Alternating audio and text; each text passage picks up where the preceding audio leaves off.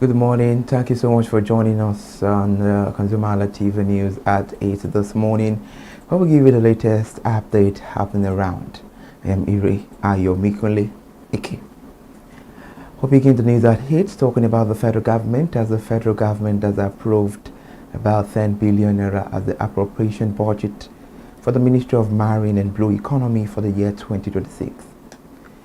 This is even as the ongoing development of new fish terminals and harbors got about 1 billion naira. According to the 2026 appropriation bill cited by newsmen yesterday, the Ministry of Marine and Blue Economies is also allocating 129 million for the provision, construction of solar panels and inverters as an alternative source of power for the ministry. Details of the Ministry of Marine and Blue Economy 2026 appropriation budget also include about 83 million naira's federal government commitment towards the ongoing establishment of the Regional Maritime Development Bank. It's about 145 million naira for the construction of the local fish feed mill in 6 geopolitical zones. Fish feed mill capacity, which is about 106 million naira for the ongoing post-harvest infrastructure development for fisheries and aquaculture, to reduce the waste of about 13 million naira for the ongoing national counter-terrorism strategy, and 10 million naira for the provision and coordination of anti-corruption and transparency development of code of conduct in the ministry and its agencies. We're still talking about the federal government. The federal government has unveiled a renegotiated agreement with the Academic Staff Union of Universities to improve the quality of Nigeria's public university system. The agreement was presented yesterday at the Federal Capital Territory by the Minister of Education, Dr. Tuji. The development comes after decades of unresolved remuneration dispute, welfare concerns, and recurring industrial actions that have repeatedly disrupted academic activities across the federal universities. According to Dr. Tuji, President Bola Ahmed Tinubu took personal ownership of resolving the long-standing dispute that have affected the university system for decades. And now the World Bank has retained Nigeria's economic growth forecast at 4.4% for 2027, and this signals the sustained optimism about the country's medium-term outlook, despite the lingering structural challenges. This is according to the World Bank Global Economic Prospect report released in January 2026, which aligns with the projection earlier published in its Nigeria Development Update in October 2025.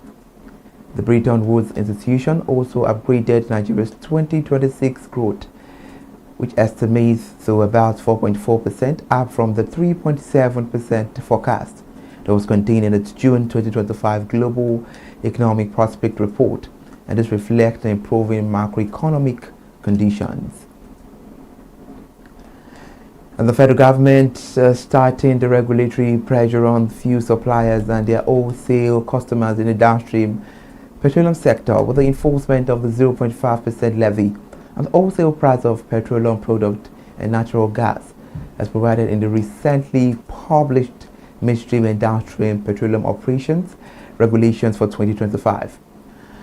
Under the new regulations, suppliers of petroleum products are mandated to collect and remit the levy at wholesale point, making compliance a condition tied directly to licensing and continued operation in the sector.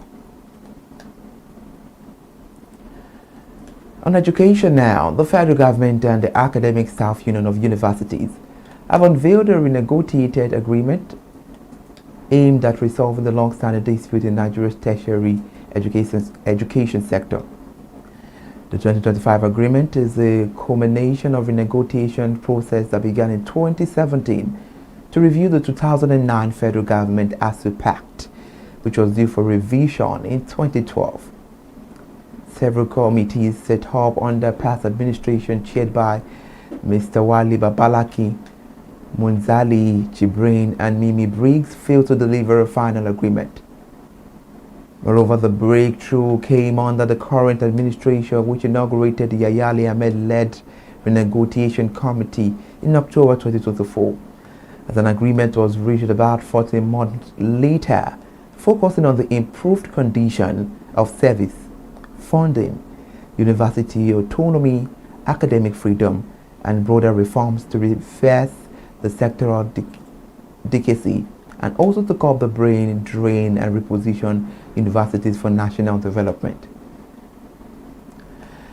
And now let's turn our attention to Abuja, the Federal Capital Territory, as the High Court of the FCT has ordered the freezing of 7.15 billion naira linked to Paralex Bank Limited.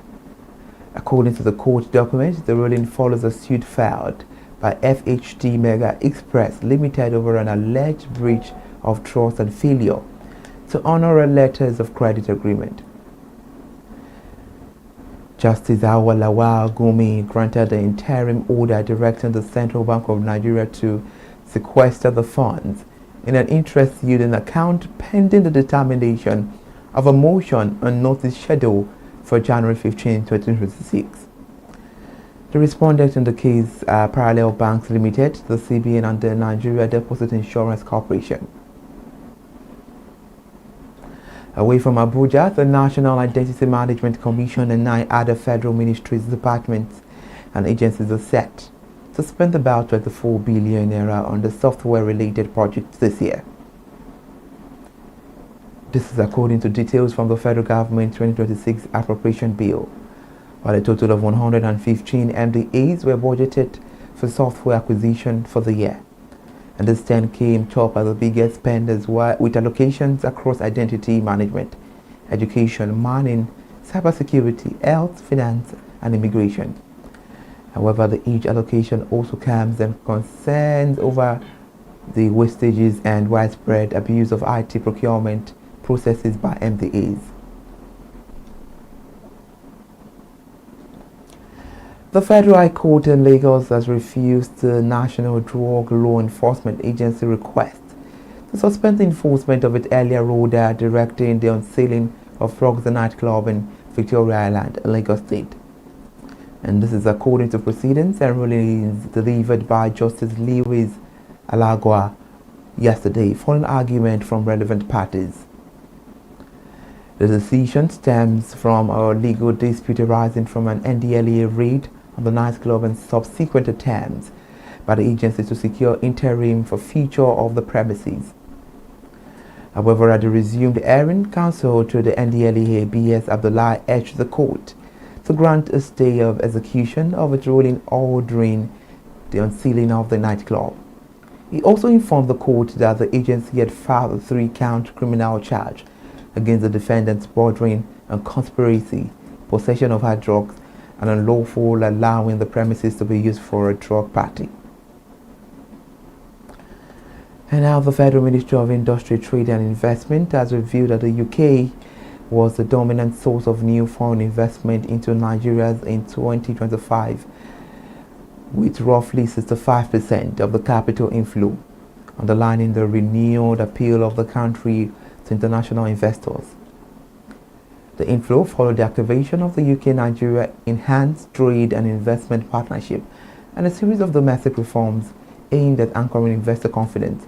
A document from the ministry stated this. Meanwhile, the inflow followed the activation of the UK-Nigeria Enhanced Trade and Investment Partnership and also a series of domestic reforms aimed at anchoring investor confidence. A document from the ministry made this known. Moreover, according to the policy document titled 2025, a defining year for the Nigeria's industry, the trade and investment as well as the United Kingdom accounted for a significant portion of recent funding commitment. And also the north, where the electricity supply has been fully restored to Taraba State, including in Jalingo and surrounding areas, following the successful completion of upgrade works on the Yola Mayo Belwa Jalingo transmission line.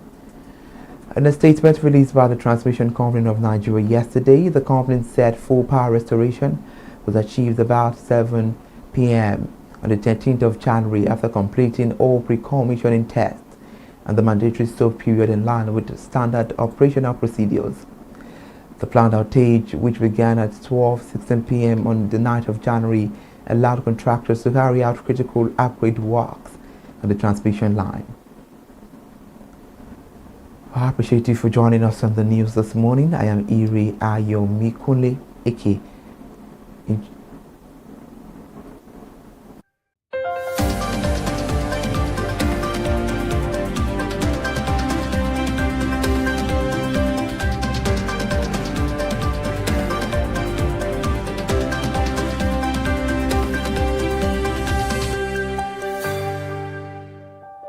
Hey there, do you know in the world today, everyone is a consumer, and as consumers, we all have the right to be heard. In Nigeria today, as a consumer, you have all right to product information, right to fair pricing, right to return goods, right to product labeling, right to fair dealings, and a lot more.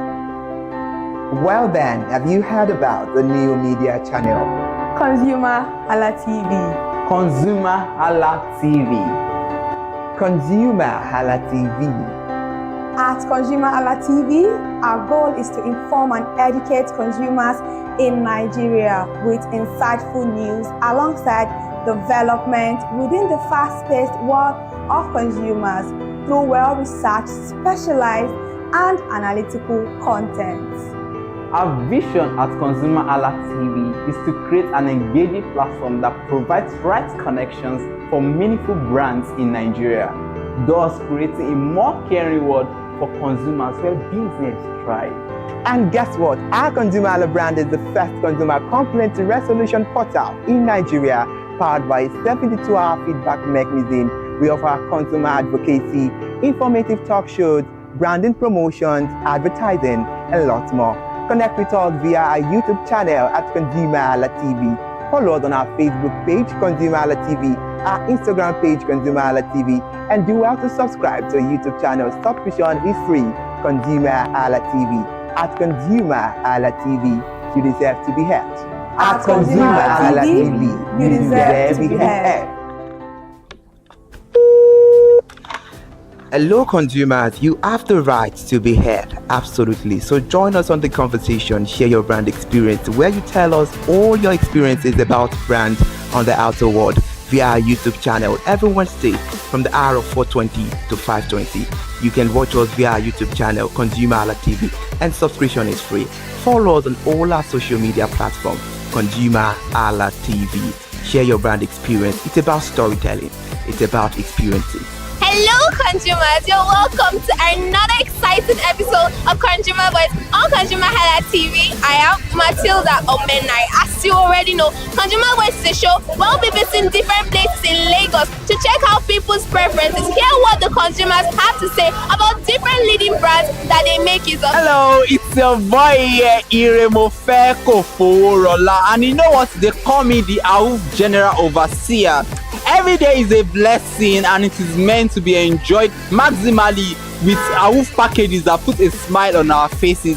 And guess what? That is why this show AWUF is for you. You can get to know about trending market slashes, promos, offers, and juicy deals that put a smile on your faces, and you can always enjoy them maximally. And you know one thing that's so interesting about this show? It is a blend of English and Pidgin. As I dey run you English, now I go dey marry am with Pidgin, make am spicy. So catch me every time on the show to enjoy more about trendy AWUF packages. Peace. Public service announcement. Hello consumers, I am Kikelomo Ajibola and welcome to the Scam Alert segment on ConsumerHallaTV.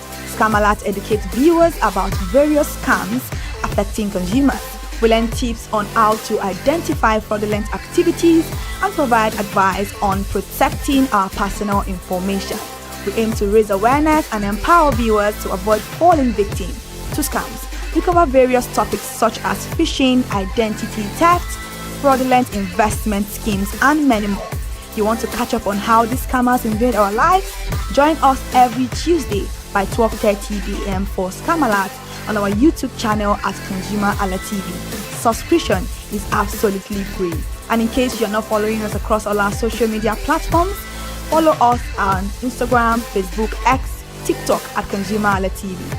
don't say I didn't do anything for you this 2025. Bye. Welcome to In the Marketplace. We are taking you on a journey behind the scene of Nigeria's most vibrant market, from the sight and sound of the market to the stories of the people who makes it thrive. We will be sharing the untold stories that brings this market to life. Join us as we explore the history, challenges, and triumphs of the market vendors. We will dive into the daily lives of the people who call markets home and uncover the secret that makes this market special. You will get to see the passion, energy, and dedication that goes into making this market success. Tune in to the In the Marketplace on ConsumerHalla TV on Thursday by 11 a.m. to experience the sight and sound. Don't forget to follow us on all our social media handle on ConsumerHalla TV. I am Elizabeth Abefe. Hello fellow consumers, are you looking for a program where we give analysis about brand and a program where we project the voice of the consumer? Join my team and I on Consumer Analytics and Resolution Box by calling on the program to get your issues resolved. And in case you are wondering where Consumer Analytics and Resolution Box will be showing, please join us on our YouTube channel at ConsumerHallaTV. Subscription is free by 2 p.m. to 4 o'clock p.m. every Mondays and Wednesdays. Consumer Analytics and Resolution Box will be airing and will be here to provide you any information on brands and also issues that you have pending for us to resolve. Also follow us across all our other social media platforms: Instagram, Facebook, X, TikTok at ConsumerHallaTV. And that is why at ConsumerHallaTV, You deserve to be heard. Hi everyone, I am Iri Ayomikunle Eke. Join me live on Perspective every Mondays to Friday from the hour of 9 to 10, where we have meaningful and engaging conversations about all the burning and pressing issues making the round. Issues related to our economy and consumers. It's conversing, it's relatable, it's beyond interview. We have expert analysts who gives updated analysis about all aspects of a conversation. Join the moving train by subscribing to our YouTube channel, ConsumerHallaTV, and do well to follow us on all our social media platforms, ConsumerHallaTV. Stay informed. Thank you. I am Matilda Omenai. As you already know, Market Today is the show where we visit different markets across Nigeria, Lagos, to check out the prices of different things, ranging from household items to foodstuffs to cosmetics, electronics, every other thing. In a world of hustle and bustle, entertainment keeps us alive, and that is why at ConsumerHalla TV, we ensure you enjoy all around 360-degree entertainment program. Screen Time is the show for you, where you enjoy top 5 countdown, celebrity of the week, exclusive interview, and other segments. Don't mind if it's just a jealous person. Oh, It's new movie release, updates, and screen time. I'm going to enjoy myself because this is my favorite time on the program. I get to recommend good movie for you, and I'm also waiting for you to recommend movies to me also in the comment section. Screen time is not just all about entertainment, it is relaxing and also educational. So that is why we are bringing to you Screen Time on ConsumerHalla TV. And in case you're wondering where to join us every Mondays by 5 o'clock p.m. at ConsumerHalla TV on our YouTube channel. Subscription is very, very free. And in case you have not followed us across all our social media platforms, please do so. We are begging you, on Instagram, Facebook, Twitter, and also TikTok at ConsumerHalla TV. What are you waiting for? Click on that follow and subscribe right now. And from the I to the R to the E to the M to the F to the E, my name is Iremofe Koforola, the man always clothed in wealth and strength. And I am Kikelomo Ajibola. Toodles!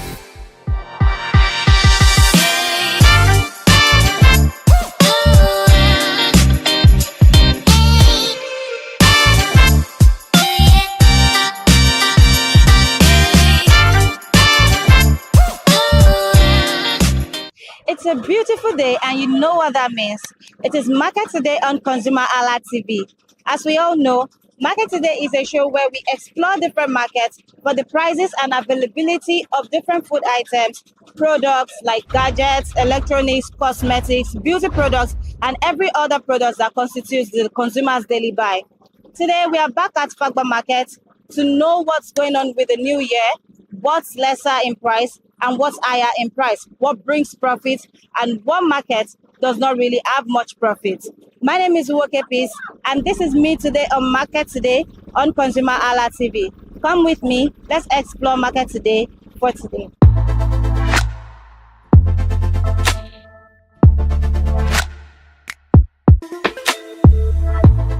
Hello Yeah, good morning, ma. Good morning, my sister. How are you today? I'm fine. Happy New Year to you. Same to you. Okay. Ma, can you tell me your name and what you sell in Fagba Market? Okay, my name is Mrs. Ogechi. I'm selling vegetables, all kind of veggies, All types of veggies. of course. Okay, can you tell me the prices of your veggies, the vegetable that you sell? I have here is ugu. I have ugu. I had one of 200. I had one of 500. The same thing with shortcut, 200, 500. I have a 4 grain, which is about quartet. I had that one also, 200, 500. I have a wedu. I have correct Igbo leaf. Correct. I have any kind of leaf. This here is vegetable depot. Vegetable depot. Of course. That's so nice. That's good. Okay, let me ask you, where do you get your vegetable from? Where do you buy them? Okay. Sometimes I go to farm, while sometimes I go to the market. But I like going to the farm because it's much cheaper than the market. But the stress of going to farm is a little bit hard than market. Like market, I will just go and buy, come back. But in the farm, I would want to cut it by myself there. They will say for me, coming back again. But I prefer going to market for now because of the stress. So when you go to the farm, there are people there that sell to you. Of course. Okay, so if you're buying from the farm, how much do you buy from the farm? If I'm buying a bunch of the bell, sometimes in the farm they say in the bunch, they say in the bell, you can buy the bell, which is on the one that's still on the ground. Yeah. So you cost it by yourself. It depends how big the farm is and the small. So they sell it according to the big or the size of the farm. Okay. You understand? Okay, so if you go to the market too, how do you buy? How much do you buy? Like now, the one they bring for us from Ijabu, which they call Pampa, some of them are 20-something thousand. The one we buy from market, the one they call one hand, we can buy that one from 6,000 naira up or 10,000, depending size by size. We have different sizes. Okay, well, so let me ask, how long have you been in this business? Okay, for now, I think this is 6 years. 6 years. Of course. Wow. And it's this vegetable that you've been selling. Of course. So how has it been sustainable? Oh, very, very good. I love the business. There's no work that's not stressful. Every work is stressful. It's how you take your own. I love it. I like it. For me now, I'm used to it. It's no more that stressful to me because I'm already used to the business. So in this vegetable business, do you think you have loyal customers? Of course. So why do they buy from you? Why do they keep coming back? Well, the way I treat my customers, I make them happy so that they will keep coming because this is what I'm selling. I cannot eat it only me. So I have to be kind to people, kind to my customers. You know, they can even if they don't want to buy. That's how you approach customers. They will come back and buy. And you talk to them in a good manner that they make them to come. So let's talk about the Christmas period. During the Christmas period, did you sell for 200, 500 naira or it was higher? No. During the Christmas period, it's the same price, 200, 500. I didn't change anything. With the same quantity? The same quantity. Okay. So let's talk about challenges. Do you think there's any challenge that you face in this market that affects how you buy and how you sell? Yes, the challenge is this. During dry season, as we enter dry season now, so the price of vegetable is normally go higher every year. Is our expense every year.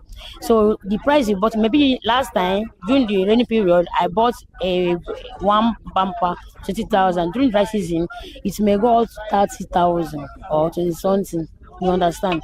So it's not the same price. So when we are tying it to, you need to reduce hand so that you can be able to meet the money and your gain inside.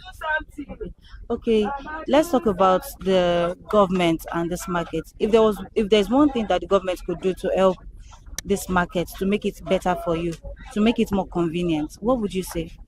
That is very, very good question. This market, all the women here, let me just say all the women, everybody really need help. All the women here. Because since I've been in this market 6 years now, I see the way the market, things are going. Most women here, they borrow money to buy and sell. You know, when they borrow the money, they will be paying people that they borrow those money from. And then too, they will try to meet all the target, pay our money that we pay here every time, every week. So they may not be able to meet up, but after paying all this money, they may not have enough money again to go and buy. You know, it's not your own money. that you're using to buy the market. It's the money that you borrow. It's only the gain inside that you use to do everything that other needs that you need to meet up. So if the government can come inside the market, help women, help them with the financial capital money they can use to buy market, I think the women will be very, very excited if they can do that for us. Yeah, that's good. So you mentioned that you make weekly payments here. How does the weekly payment help you in this business? What does it do for you? What's the essence of it?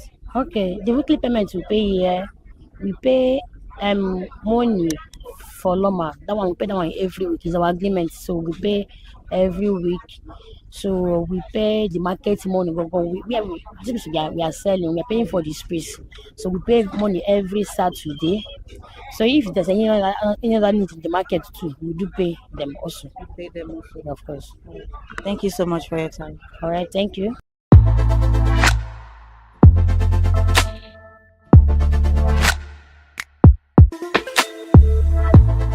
Hello, good morning, ma. Hi, good morning.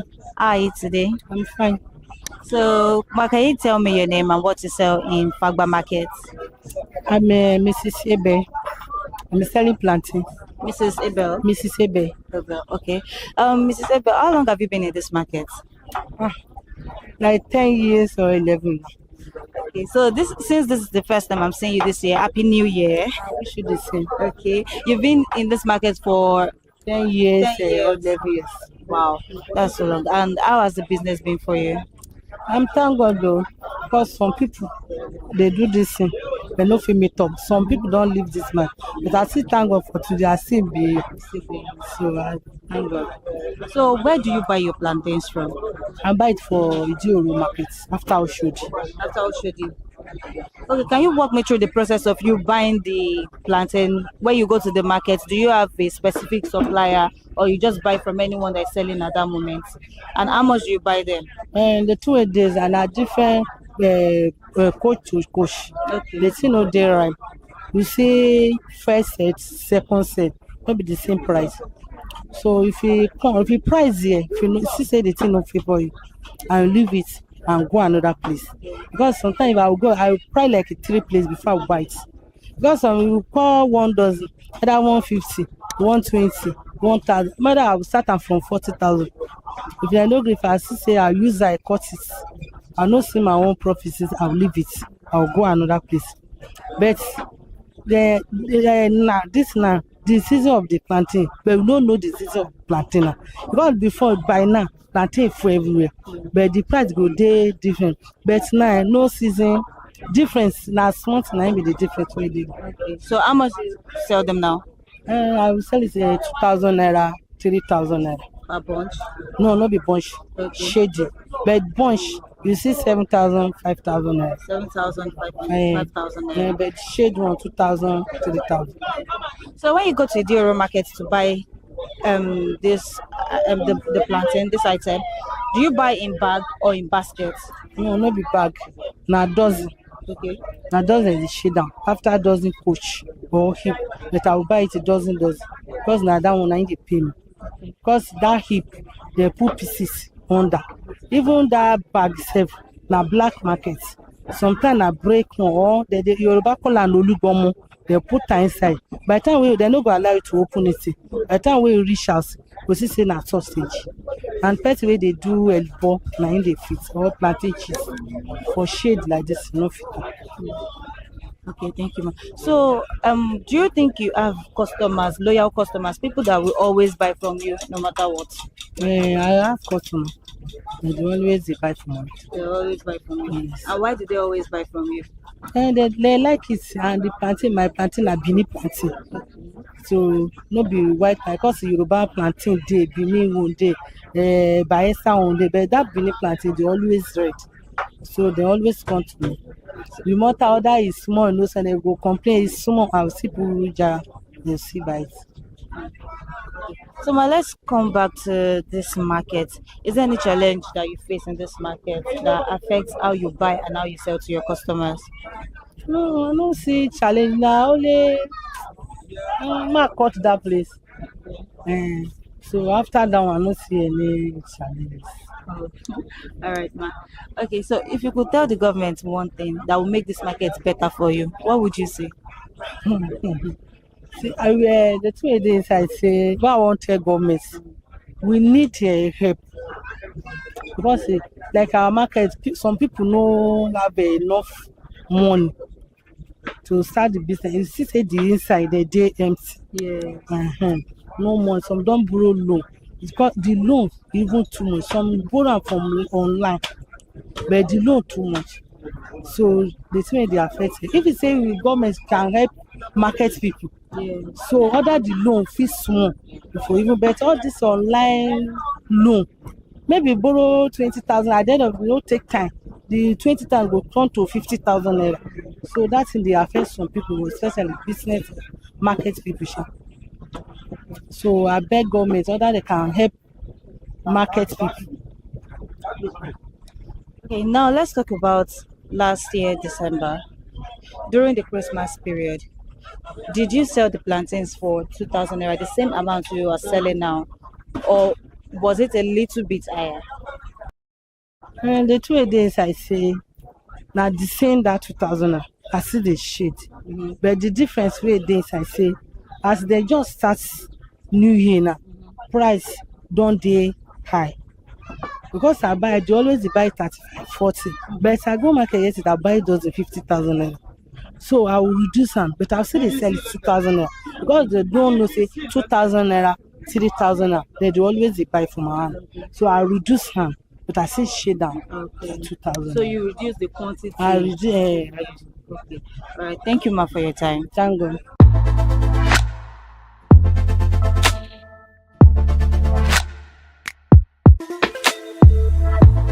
Hello, good morning. Good morning. How are you today? I'm good. Okay, so Happy New Year. Same to you. Can you tell me your name and what you sell in Fagba Market? My name is Precious Chidera. I sell food items mostly, such as egusi, crayfish, stockfish, dry fish, palm oil, gari, and so on. So can you tell me some of the prices, the ones you can remember, the egusi, the dry fish, the crayfish, the granite oil. Tell me what the price. Derica of egusi is 2,000. While the derica of anpil is 2,500. Okay. Per bottle of palm oil and red oil is 2k each. Okay. While the dry fish are of different sizes depending on the size you want, ranging from 300 upwards. We have the native catfish and we have the one that was trained. Oh. Okay, so let's talk about this is the native. That's Thailand fish. That's Thailand fish. Yes. How much is the Thailand fish? It's 1,500. While the smaller one is 1k. 1k. Yes. Okay, so this are the native ones, yeah? Yes. How much is this one? This one is 300 naira. Okay. The Yes. other one. We have about 500, 1,000 upwards. Okay. Let's talk about where you buy them from. Okay. Where do you buy the food items from? The fish, the Thailand fish, Okay. the egusi, the crayfish, the granite oil. Where do you get them from? Most times the dry fish we buy from Ileko because it's preferable to buy it from the Ileko. Then every other things we get from Oyinbo, such as crayfish, egusi, stockfish. And why we don't buy the dry fish from Oyinbo is because there are lots of crowd there, such as the people traveling abroad, so they tend to sell it expensive, not considering we that are reselling. So we just prefer to buy the dry fish from Ileko since it's cheaper there. Okay. So how long have you been in this market? How long have you been in this business? It's actually my mom's business. I'm just assisting her currently due to her absence. She has been in this market, I think, for over like 30 years now. Yeah. We're all trained in the business. My senior ones that are married and are with kids now. So, and this business has been sustainable for you and your family? Yes. We actually, we wrecked last year due to our illness. Oh, okay. But with time, since we were able to get some loan from the bank, and with God on our side, we came back. We are standing here today. I'm happy for you. Thank you very much. Okay, so let's talk about the challenges you face in this market. The challenges we face here is envy and envy. Now you have lots of people selling the same market you sell. If they see crowd here, they don't know. They don't know how long you've been on this business. They just all of a sudden they start keeping one nonsense face. I mean, humans will be humans, but yeah. Sure. All right, then let's also talk about what you would say to the government. If the government were to help you to make these markets better, what would you say to the government? If they will support us with funds, it will really go a long way for I and my mom. I'm actually speaking for myself, but I don't know about every other person. Okay. All right, then. Okay, let's talk about last year, December, the Christmas period. Yeah. During the Christmas period, did you sell these goods for the same price you're selling Yes. now? We did not inflate any price due to either festive period or no festive period. It did not inflate It was the price. just, I think there was a price change from the market. Okay. And it was just very slight. It was not as much as last year and upper years. This year, festive period, price of things really came down. Okay. Compared to last 2 years rather. Okay, since the prices were inflated, where you got it from, Yeah. did the quantity reduce? The quantity, no. Just the same quantity Yeah, you the same sell. quantity and just little amount was added to it. Okay. All right. Thank you so much for your time. You're welcome.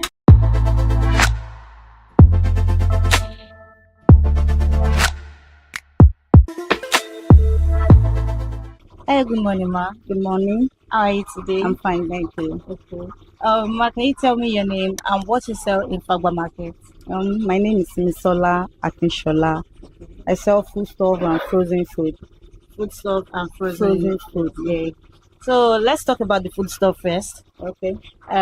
Tell me the types of food stuff that you have in your shop right now. Okay. We have semo, spaghetti, bama, Maggi, tomato, Simas butter, so on, sweet corn, Okay. green peas, sardine, Titus, geisha, then vegetable oil. Yeah. So yeah, let's talk about the prices of some of the items you mentioned. The Okay. semo, how much is the semo for the spaghetti, the granola, the vegetable oil, the tomato, the sardine? Let's talk about the prices. Okay. Okay. The semo of 1 kg is 1.7. Semolina is 1.6 for 1 kg, and the 2 kg is 3,200. The spaghetti is 1,000 naira. The macaroni 1 kg is 1,000 naira. And like this now, the power oil here is 17,000, and the mama door is 7.5. The power oil 2.3 is 12,000. Then the 1.4 is 7,000. Likewise, the tomatoes here are 1.2. The big ones are 2.7. Like Sarah is 2.7. This one is 2.5. Then the sachet one is 200. We have the one of 150. Okay. So I mean, I'm looking at that big sachet over there. The Okay. Tomato, yeah. we have the big one here. This is 1.1, and this one is 2,700. 2,700. This one is 1.2. Okay. The smallest one is 600. 600. Yeah. Okay. Let's talk about I mean, Ketchup. you have the ketchup here. So Yeah. how much? If I'm going to buy ketchup from you now, how much is it? 1.7. I'll sell 1.7. 1.7. Yeah. 1.7. Yes. Okay. Let's move to the condiments. Let's talk about Maggi. You have Knorr here. You have Chicken flavor. the chicken flavor. You have this other one. So tell me how much you sell them for. Okay, I sell the chicken flavor, the one of 20 in a pack. I sell Okay. it 350. Okay. And I have the one of 25. I sell it 400. Okay. I have the one of 80 pieces. I sell it 1.4. And I have the one of 100 pieces. For the cube, I sell it 1.7. Okay. This one is not Maggi, no beef, no chicken. I sell it 2,200. These ones here are Star Maggi. I sell it 1.7. And I have the powder one. I sell it 1.8. I have the powder no chicken. I sell it 2,000 naira. Okay. Yeah. Yeah. Now we've talked about the food items you have here. Let's talk Yeah. about the frozen foods. Okay. So what do you have inside this refrigerator? Yes, we have Kote, Titus, Panla egg. I have soft chicken. Okay. I have turkey. Okay. I have fingers. I have chicken wings. Chicken wings. Yes. Okay, tell me the prices. The price of kote is 4,500 now. Okay. Then the price of Titus is 6,500. Soft chicken is 5,500. Okay. Then the chicken orobo, we have that one different. That chicken orobo is 6,200 now. Then the chicken wings is 7,500. The finger is 6,000 naira, and the turkey is 9,000 Okay, for how many kg? for 1 kg. 1 kg each. Yeah. Okay. So let's talk about how long you've been in this business. How long you've been in Fagba market? How long has it been? I've been in Fagba for the past 5 years now. Wow. Yeah. And how has it been for you? And it's very good. It's good, child. It's good. Yeah. Yeah. Moving on from that, let's talk about challenges in this market. Do you face any challenge? Yeah. Yeah. We face challenges. Even we face challenges because of the lights. Oh yes. No, there are sometimes that they would take the lights for like 5 days. That's one of the challenges. Our market got spoiled. That's the worst challenges I have here now. Because sometimes no lights. Yeah. So that's. So are you making? Is there any plans you've made to combat that? There's no light. So when there's no light, what do you do? If there's no light, I'll know how to buy market now. I wanted to do this solar stuff, Yeah. but because of these Malam people here, they will just, if you do it today, they will remove it tomorrow. That's why I cannot waste my money and do all this stuff. So if there is no light, Yeah. I will not bother buying food stuff inside the shop, and I mean the frozen. The frozen one. If I want to buy, I will just buy like small that I can be able to sell for that day. Yeah. So that's it. You mentioned that you've been in this market for over 5 years. Yes. So do you think you have loyal customers, people that will always buy from you no matter what? Yes, I have loyal customers, because if you tell some customers that I don't have this good, go and buy it there, they'll say, when are you going to get it? I'll say, okay, tomorrow or Friday. Don't worry, I'll come back. That's one of the loyal customers, and I have some loyal customers too that they are not here anymore. Yeah. So why do they keep buying from you? I mean, what makes you special? What's the special offer you give to them? It's not that special. No, I sell my things. I'm very loyal with what I'm selling. Yeah. I'm very good at it. Like, I don't like, they will tell me that I reduce my scale, I do this. I don't do that kind of thing. Yeah. What I buy, I sell. So I don't increase my goods or something. Okay, let's talk about the government. If there was one thing you could say to the government to make this market better, more convenient for you, what would you say? I don't even know what to say. Okay. But government should help us to, like, they should bring everything down. Because I think the way things are, all these things that we are selling 17 now, before we are selling 700 naira. Wow. So now we are selling 17. Not everybody can afford it. Yeah. So maybe government should just work towards all this stuff. So they should just bring it down. We just finished the Christmas. Yeah. So how much did you sell? Which of your which of the food items in this shop did increased money a little bit, added a little bit of money? Okay, chicken orobo. Okay. Added it. We sell 6,000 to 6,500. The other day 6,500. Okay. Another day 6,200. It depends on what we buy. Then what else again? This Maggi. Yeah. I usually sell it 19,000. Okay. But the one I bought last, I can't sell it. I bought like 2,000 plus. Okay. So I had to add money to it and sell it 2,200. So that's just it. Okay. Yeah. Thank you so much for your time, ma'am. And you're welcome.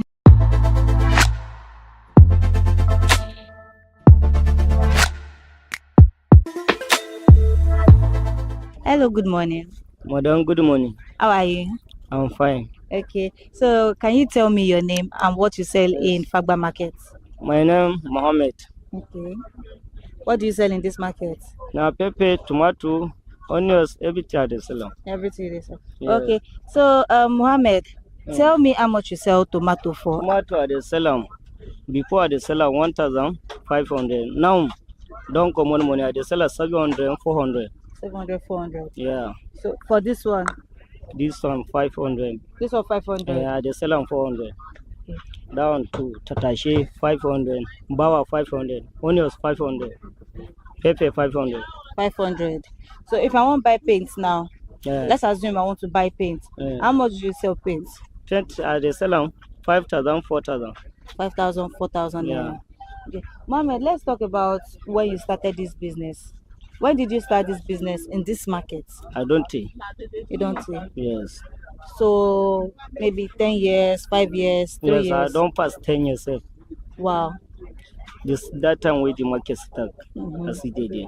That's where you were. Yeah. So you have customers that always buy from you. Yes, people they come by. I get customer way before. So now the tea they no, I don't know how the tea big. So why are people not buying again? I don't know because in Nigeria how big now. I saw everybody they Malaysian. That's why. Now what are they think with that? Other than everybody they Malaysia for this country. That's why they buy small. Okay, so Mohammed, tell me. Let's assume you want to talk to the government now So to make this market better for you. You've already said that there's no market. So let's assume you can talk to the government about what will make this market more better for you so that you'll be able to get more profit. What will you say? So everybody may get business now. If you get business, everything go see come down now. Everybody go happy to the team make it come down. Okay. So you don't have anything to say to the government? No, I don't get anything I want to for government because no be me they do them. Now go to the do them. Okay. So do you have any problem that you face in this market? Can get. Again, the problem I get for this market, for the market is no strong, and the problem with that. Okay, Mohammed, during Christmas period, how much did you sell tomato for? How much did you sell onions? How much did you sell your pepper? Oh, then this onions and our commodity money. This one I want to sell them. During that Christmas period? Yes. The onions now, as it is, how much is it? Instead now 500. 500 naira. So during that Christmas period, you sold it for 500 naira. Even the pepper and the tatashe? Yes, all of them. I never add money. You never add money? Yes, because I know how the tea go. Okay. Thank you so much for your time. No.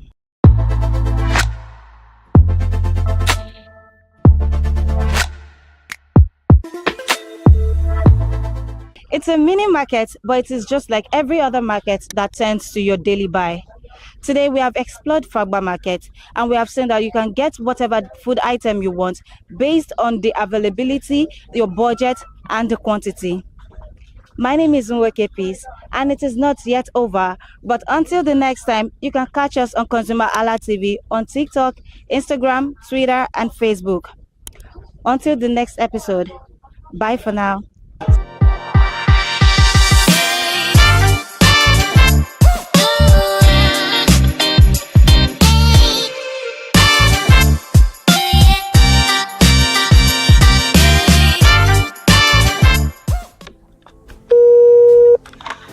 Hello consumers, you have the right to be heard, absolutely. So join us on the conversation, share your brand experience, where you tell us all your experiences about brand on the outer world via our YouTube channel every Wednesday from the hour of 4:20 to 5:20.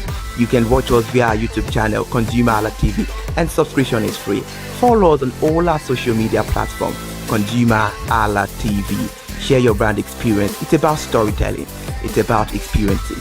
Hello consumers, you're welcome to another exciting episode of Consumer Voice on ConsumerHallaTV. I am Matilda Omenai. As you already know, Consumer Voice is a show where we'll be visiting different places in Lagos to check out people's preferences, hear what the consumers have to say about different leading brands that they make use of. Hello, it's your boy here, Iremofeko Foworola, and you know what? They call me the AUF General Overseer.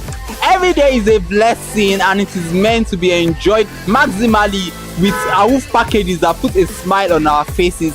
And guess what? That is why this show AUF is for you. You can get to know about trendy market slashes, promos, offers and juicy deals that put a smile on your faces, and you can always enjoy them maximally. And you know one thing that's so interesting about this show? It is a blend of English and Pidgin. As I dey run you English, now I go dey marry am with Pidgin, may go make am spicy. So catch me every time on the show to enjoy more about trendy Awoof packages. Public service announcement. Hello consumers, I am Kikelomo Ajibola and welcome to the Scam Alert segment on ConsumerHalla TV. Scam Alert educates viewers about various scams affecting consumers. We learn tips on how to identify fraudulent activities and provide advice on protecting our personal information. We aim to raise awareness and empower viewers to avoid falling victim to scams. We cover various topics such as phishing, identity theft, fraudulent investment schemes, and many more. You want to catch up on how these scammers invade our lives? Join us every Tuesday by 12:30 p.m. for Scam Alert on our YouTube channel at ConsumerHalla TV. Subscription is absolutely free. And in case you're not following us across all our social media platforms, follow us on Instagram, Facebook, X, TikTok at ConsumerHalla TV. Don't say I didn't do anything for you this 2025. Bye. Welcome to In the Marketplace. We are taking you on a journey behind the scene of Nigeria's most vibrant market, from the sight and sound of the market to the stories of the people who makes it thrive. We will be sharing the untold stories that brings this market to life. Join us as we explore the history, challenges, and triumphs of the market vendors. We will dive into the daily lives of the people who call market home and uncover the secret that makes this market special. You will get to see the passion, energy, and dedication that goes into making this market success. Tune in to the In the Marketplace on ConsumerHalla TV on Thursday by 11 a.m. to experience the sight and sound. Don't forget to follow us on all our social media and on ConsumerHalla TV. I am Elizabeth Abefe. Hello fellow consumers, are you looking for a program where we give analysis about brand and a program where we project the voice of the consumer? Join my team and I on Consumer Analytics and Resolution Box by calling on the program to get your issues resolved. And in case you are wondering where Consumer Analytics and Resolution Box will be showing, please join us on our YouTube channel at ConsumerHalla TV. Subscription is free by 2 p.m. to 4 o'clock p.m. every Mondays and Wednesdays. Consumer Analytics and Resolution Box will be airing and will be here to provide you any information on brands and also issues that you have pending for us to resolve. Also follow us across all our other social media platforms, Instagram, Facebook, X, TikTok at ConsumerHalla TV. And that is why at ConsumerHalla TV, you deserve to be heard. Hi everyone, I am Iri Ayomikunle Eke. Join me live on Perspective every Mondays to Friday from the hour of 9 to 10, where we have meaningful and engaging conversations about all the burning and pressing issues making the round. Issues related to our economy and consumers. It's conversing, it's relatable, it's beyond interview. We have expert analysts who gives updated analysis about all aspects of a conversation. Join the moving train by subscribing to our YouTube channel, ConsumerHalla TV, and do well to follow us on all our social media platforms, ConsumerHalla TV. Stay informed. Thank you. I am Matilda Omenai. As you already know, Market Today is the show where we visit different markets across Nigeria, Lagos, to check out the prices of different things, ranging from household items to food stuff to cosmetics, electronics, every other thing. In a world of hustle and bustle, entertainment keeps us alive, and that is why at ConsumerHalla TV, we ensure you enjoy all around 360-degree entertainment program. Screen Time is the show for you, where you enjoy top 5 countdown, celebrity of the week, exclusive interview, and other segments. Don't mind him, he's just a jealous person. Oh, His new movie release, update, and Screen Time. I'm going to enjoy myself because this is my favorite time on the program. I get to recommend good movie for you, and I'm also waiting for you to recommend movies to me also in the comment section. Screen Time is not just all about entertainment, it is relaxing and also educational. So that is why we are bringing to you Screen Time on ConsumerHalla TV. And in case you're wondering where to join us every Mondays by 5 o'clock p.m. at ConsumerHalla TV on our YouTube channel. Subscription is very, very free. And in case you have not followed us across all our social media platforms, please do so. We are begging you, on Instagram, Facebook, Twitter, and also TikTok at ConsumerHalla TV. What are you waiting for? Click on that follow and subscribe right now. And from the I to the R to the E to the M to the F to the E, my name is Iremofe Koforola, the man always clothed in wealth and strength. And I am Kikelomo Ajibola. Toodles!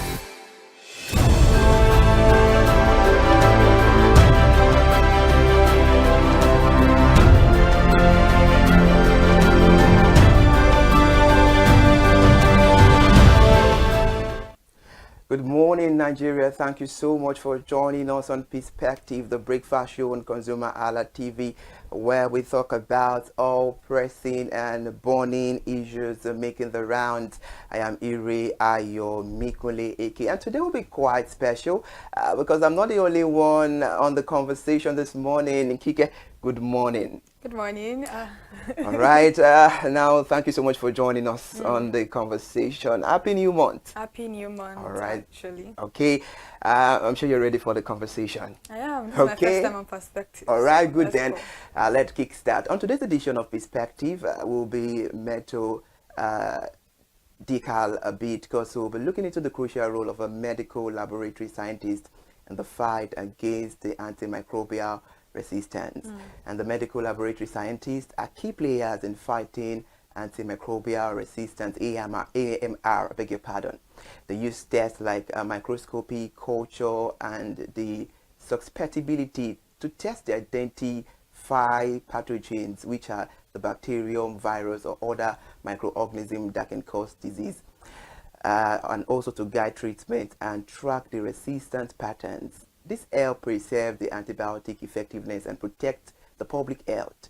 Simple actions like seeking proper diagnosis and avoiding self-medication, which can make a big difference. And for more insight on the conversation this beautiful morning, we have Mr. Oluwafemi Peters Oladele, who will help us understand the importance of this conversation relating to our economy.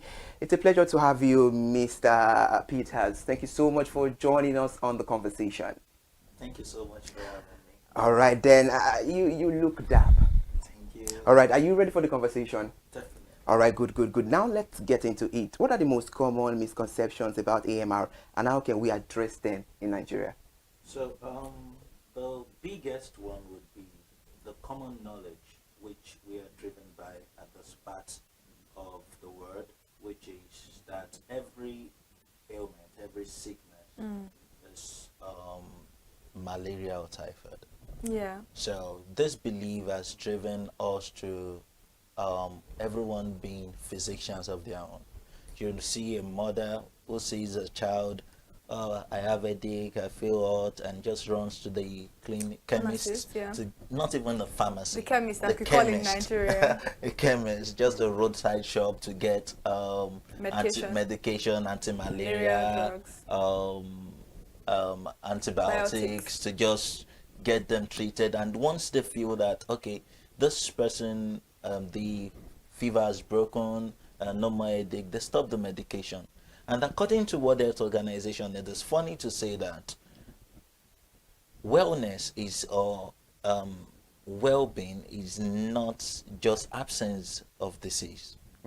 It's not just when you don't feel well. It's the complete and awesome physical, mental, and social well-being. There are some people, they don't feel hot, they don't have fever, but then they are sick. They are mentally sick. So if you not say that, okay, it's only when you have fever that you're sick, it's a fallacy. So the major misconception is the fact that we do not understand that well-being or wellness is far beyond just absence of these symptoms. Okay. There are many diseases that might have the same symptom. Take, for example, the common cold. Yeah. Influence caused by maybe influenza, and also look at compare that with pneumonia, bacterial pneumonia. Yes. Though they do have the same catarrh, cough, and all that, but then if you use antibiotics for what you can just treat with by just resting, because your body makeup has its own war machineries that fight these things, which are the white blood cells. So sometimes what we just need is rest, but then everything is malaria, typhoid. So I believe that with this understanding that not everything needs treatment first, and the right way, how do you know that your the cause of your car's fault if you don't take it to a mechanic to diagnose it? Exactly. So we just see ourselves just doing things just because we feel like it. I think we even take care of our cars more than we take care of ourselves, because we all know that you cannot just open your bonnet and start, going through it. But when it comes to our body, ourselves, which is actually the engine of life, we don't get to take care of it as much as we do other things in life. But before we continue on the conversation this morning, I want to actually understand what AMR is. What is antimicrobial resistance? What causes them, and the fact that many Nigerians may be familiar of, there is something that causes this particular thing, but they don't know what it is and how they can avoid it. Okay. In simple terms, let's take for example, someone comes to you and gives you a slap through this door. The next day, the person comes through this door and gives you the same slap. The third day, the person comes through this door and gives you the same slap. What would be your response? You might want to close the door to prevent that kind of assault. So antimicrobial resistance, in simple terms, is when the drug, which is the antibiotics, we use for bacteria, because antibiotics is for bacteria. Okay. So when you use antibiotics for a viral infection, it won't work. So antimicrobial resistance is this: the bacteria that does antibiotics are supposed to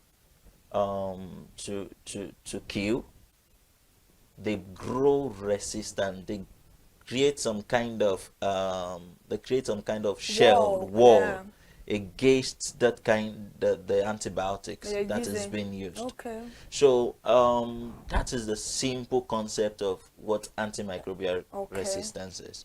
So that is how this happens. So the general knowledge is this: we've seen that, you see people say that, okay, staph aureus, if you have this thing, staph aureus, you hear that this thing very commonly. And then when you see someone with maybe UTI, when you see someone with, maybe some people even STIs. I've seen a lady when I was doing my service. She just she told me that she was having some kind of feeling, and she brought out an antibiotics, just the one that she's been using before, and she just takes one or two, and she sees that she's feeling better. She leaves it. Yeah, they continue the medication. Yeah, they don't finish the medication. But then the thing is this: when you use antibiotics as prophylaxis, that is, you use it as a preventive measure. Or you continuously use it. Yes, it creates some kind of the bacteria. It kills some of them, while it immunizes some of them. Okay, it empowers them, so that when you use that drug subsequently, it won't work for that. For the one you're what you're targeting it for anymore. Yeah. So I get that. That means that it's in common terms, it has killed all the good bacteria that's supposed to protect you when you're using the particular drug. Yes, there is that. There is that. Okay. And there is the fact that when you're supposed to use, this is how it works. When you use a medication, it goes through processes. Okay. Your liver breaks it down, releases the active part of that drug into your system, and then it is transported to that target cell where you're going to, where it's needed. Okay. So what happens is that when you use that drug, and there's something we call bioavailability of the drug. So when you use that drug, it kills some of them, and that is why, and when it gets to a point, the availability of that drug in the system reduces. Okay. Which is why some people will tell you use this drug twice in a day. Oh, use once a day. Yes, yes. So because it is believed that after like 9 hours or 12 hours, the concentration of that drug has reduced. Okay. So you need to replenish it. Okay. So that the the effect of the drug would continue. And that is why they tell you that, okay, use this for 5 days. Exactly, limited time, not stay on it for the rest of your life. So use this for 5 days, but then you see people say after 2 days they feel well and they stop it. Yeah, especially with malaria drugs. Nigerians, we do that a lot. All right, interesting. Mr. Oluwafemi, I love those analyses. They are LD and they are sharp. Now, let's look into this. How can the medical laboratory scientists collaborate with healthcare professionals to optimize antibiotic use and reduce AMR? Well, that's a very lovely question. I think we are doing better now compared to some 10 years ago, because medical practice now is working towards even personalized medicine. And what do I mean by that? We've come to understand the importance of collaboration in the healthcare space, in the medical space, where we see the importance of the doctor, with the importance of the pharmacist, the importance of the nurse, the importance of the medical laboratory scientist. Some years ago, we do not have that. I could remember when during my training as a medical laboratory scientist, I went to a doctor in our clinic then, and I told him that, see, I've done tests and I've seen that I have malaria. And the guy was like, who told you that? It's only it's testing that will tell you that you have malaria. I was like, what are you even saying? The only way you can confirm if you have an ailment is when you go through testing. And now, because you want to prove some kind of superiority complex, you're trying to talk me down. And at the end of that conversation, he was telling me that, do you know you can still go back and do medicine? I was like, that's even out of the point. But now we've come to understand the unique roles of each healthcare professional. So the role of the medical laboratory scientist is even beyond diagnosis. We even do surveillance. Because you cannot say that a drug is resistant except we tell you that it's resistant. Because in a climb like ours, 2 weeks ago, I was in a conference, a summit, Impact Africa Summit. And then they asked a question like, okay, how do you know the effectiveness of the drug and all that? And the first thing the physician said was that, see, the first thing that comes to mind when you talk about, when you see a drug not functioning, is that you've prescribed or you've used a fake drug. There's that. And there is drug resistance. So the first thing that comes to mind for a random physician who is not that deep is that maybe it's a fake drug. Let's try and get from another source. But then you cannot confirm that a drug is resistant if we have not told you that it's resistant. Because what we do in the lab is that we try to isolate the organism. We try to grow it in the lab. And then we test different drugs. We identify it that, okay, this is this, this is that. Then we try to test different drugs against that organism.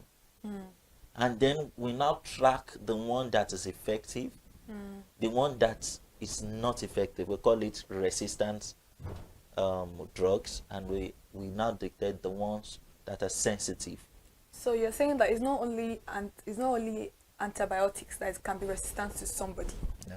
There can be other drugs also that can be resistant to somebody, because I think in the last 3 years, antibiotics has been the forefront of conversations for medical practitioners about resistance, about how they will do surgeries for people and then they will try to treat some infections with antibiotics, and it doesn't work anymore.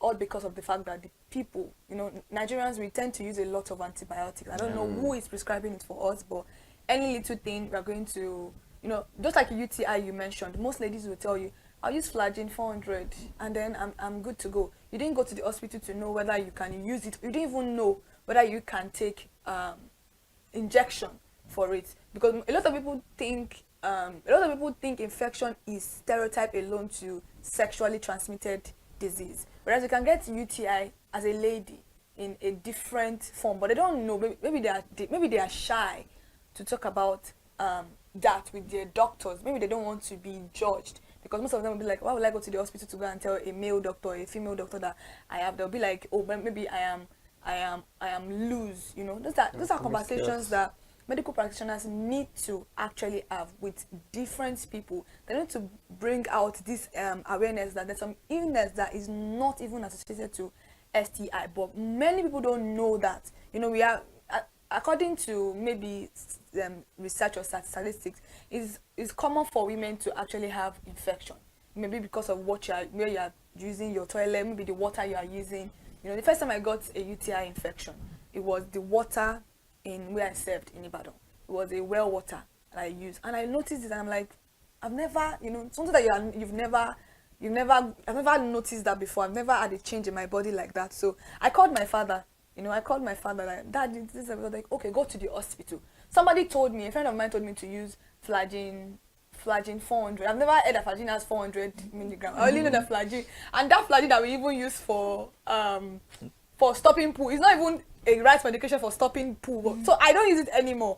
But if I tell my mom now that you don't use flagyl, she'll be like, that's what they used to stop poo. There's a particular medication for poo, for you to stop your poo, for stooling. That's not it, but she doesn't listen. So I called my father. Was like, no, go to the hospital, go and check what's wrong, because I just explained my symptoms to my female friend, and she was like, no, just use flagyl, that's it.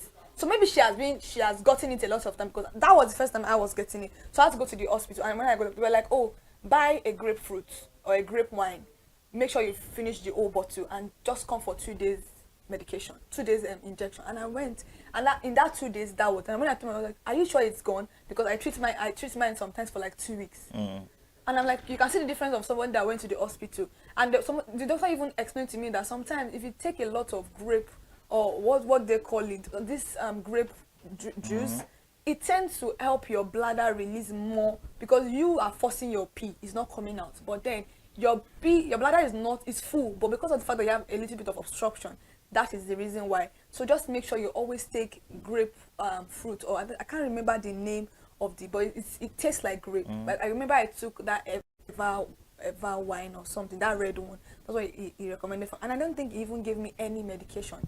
It was just those 2 days injections, and that was it. But for my friend, it was a different experience entirely.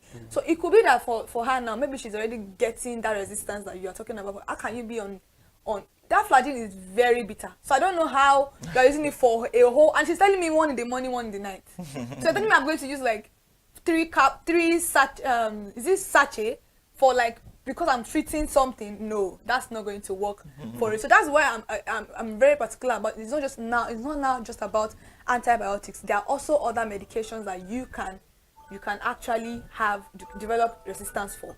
Yes, there are actually other resistance is resistant. It can be to a viral drug, it can be to many kind of medications, any kind. But the most common one has been antibiotics. Biotics. Okay, because that's what is very common. That is the most common one. And people just believe that if it has worked the first time, it will work the second time, which is not entirely true. The body has, take for example the UTI, the body has good microorganisms that actually protect you. But then when you use antibiotics indiscriminately, you kill them.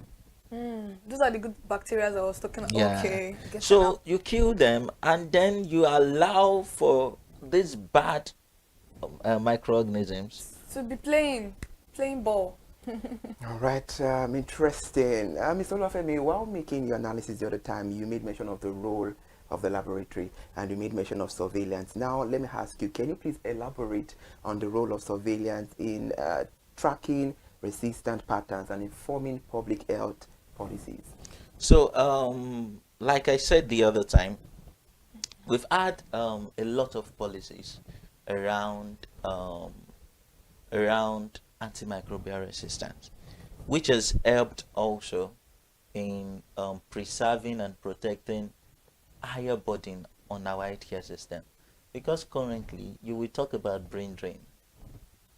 I saw a consultant, I think nephrologist, saying that in the current statistics for consultant nephrologists is 1 to 1, is it 1 million in Nigeria?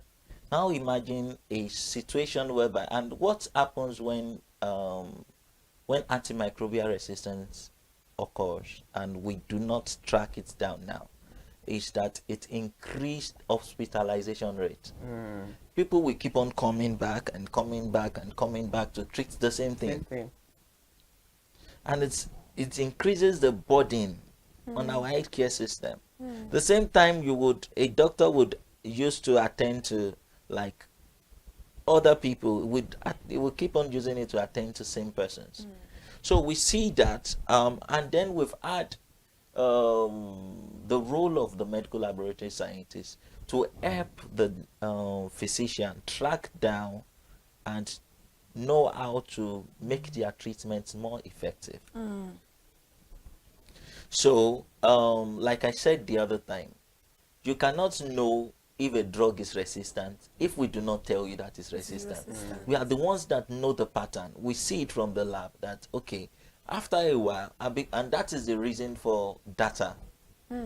We have our data.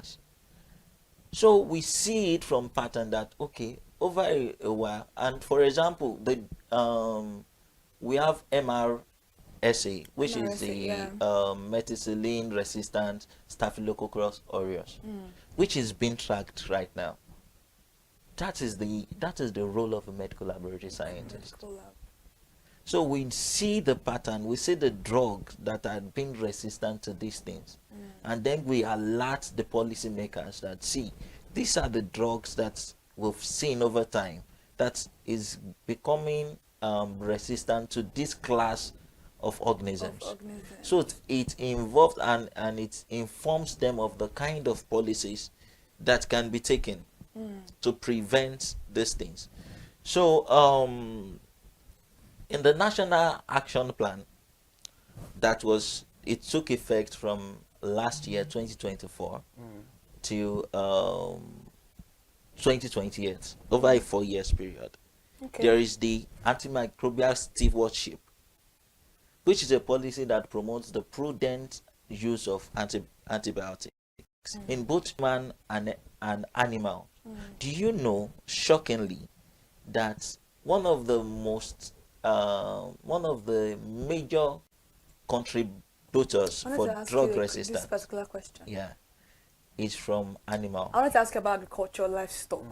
That's where my question is going to come from, because it's very, like, I'm aware of the fact that the medication they use in treating what we ingest can also cause a lot of antibiotic deposits in our body. So I wanted to ask you that. I wanted you to even explain in great detail how that's, because a lot of Nigerians consume chicken, beef, pork, stuff like that, and these are the medication that these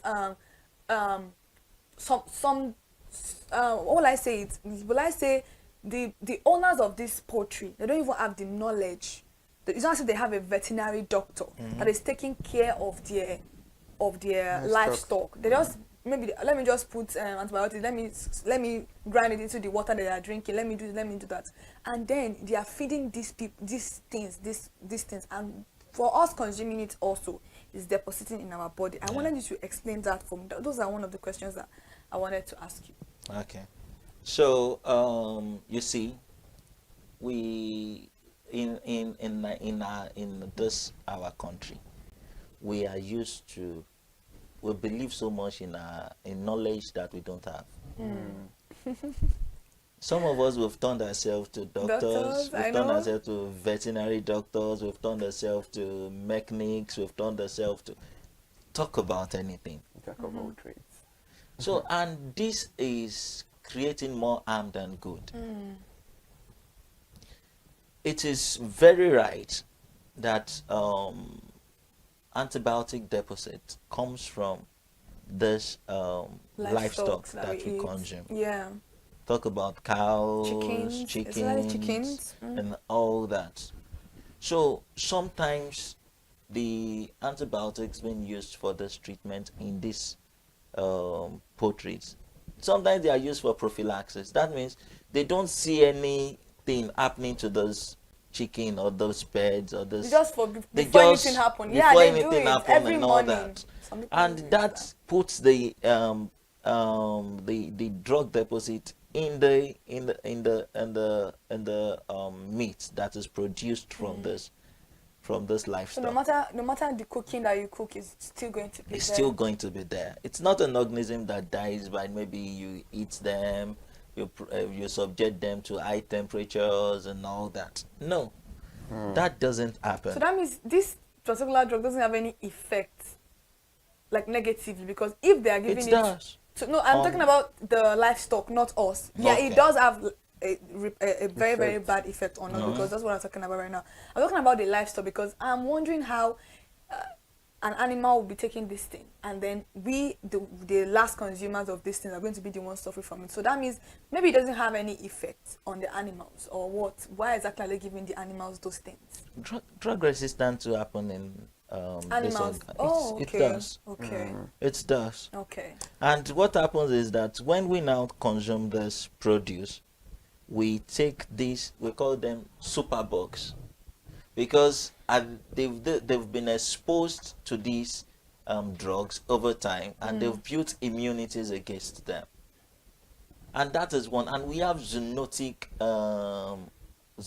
diseases, which is from animals to humans. Yeah.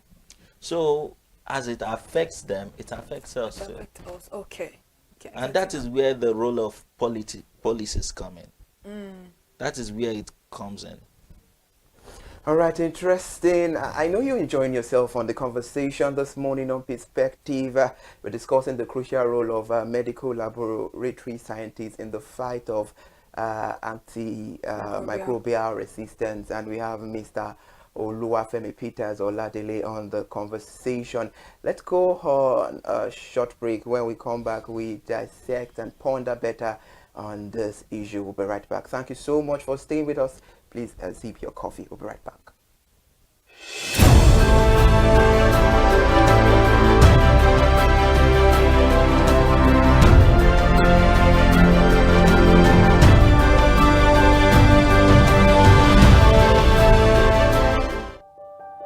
Hey there, do you know in the world today, everyone is a consumer, and as consumers, we all have the right to be heard. In Nigeria today, as a consumer, you have all right to product information, right to fair pricing, right to return goods, right to product labeling, right to fair dealings, and a lot more. Well then, have you heard about the new media channel?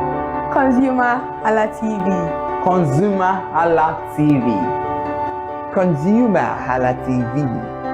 At ConsumerHallaTV, our goal is to inform and educate consumers in Nigeria with insightful news alongside development within the fast-paced world of consumers through well-researched, specialized, and analytical content.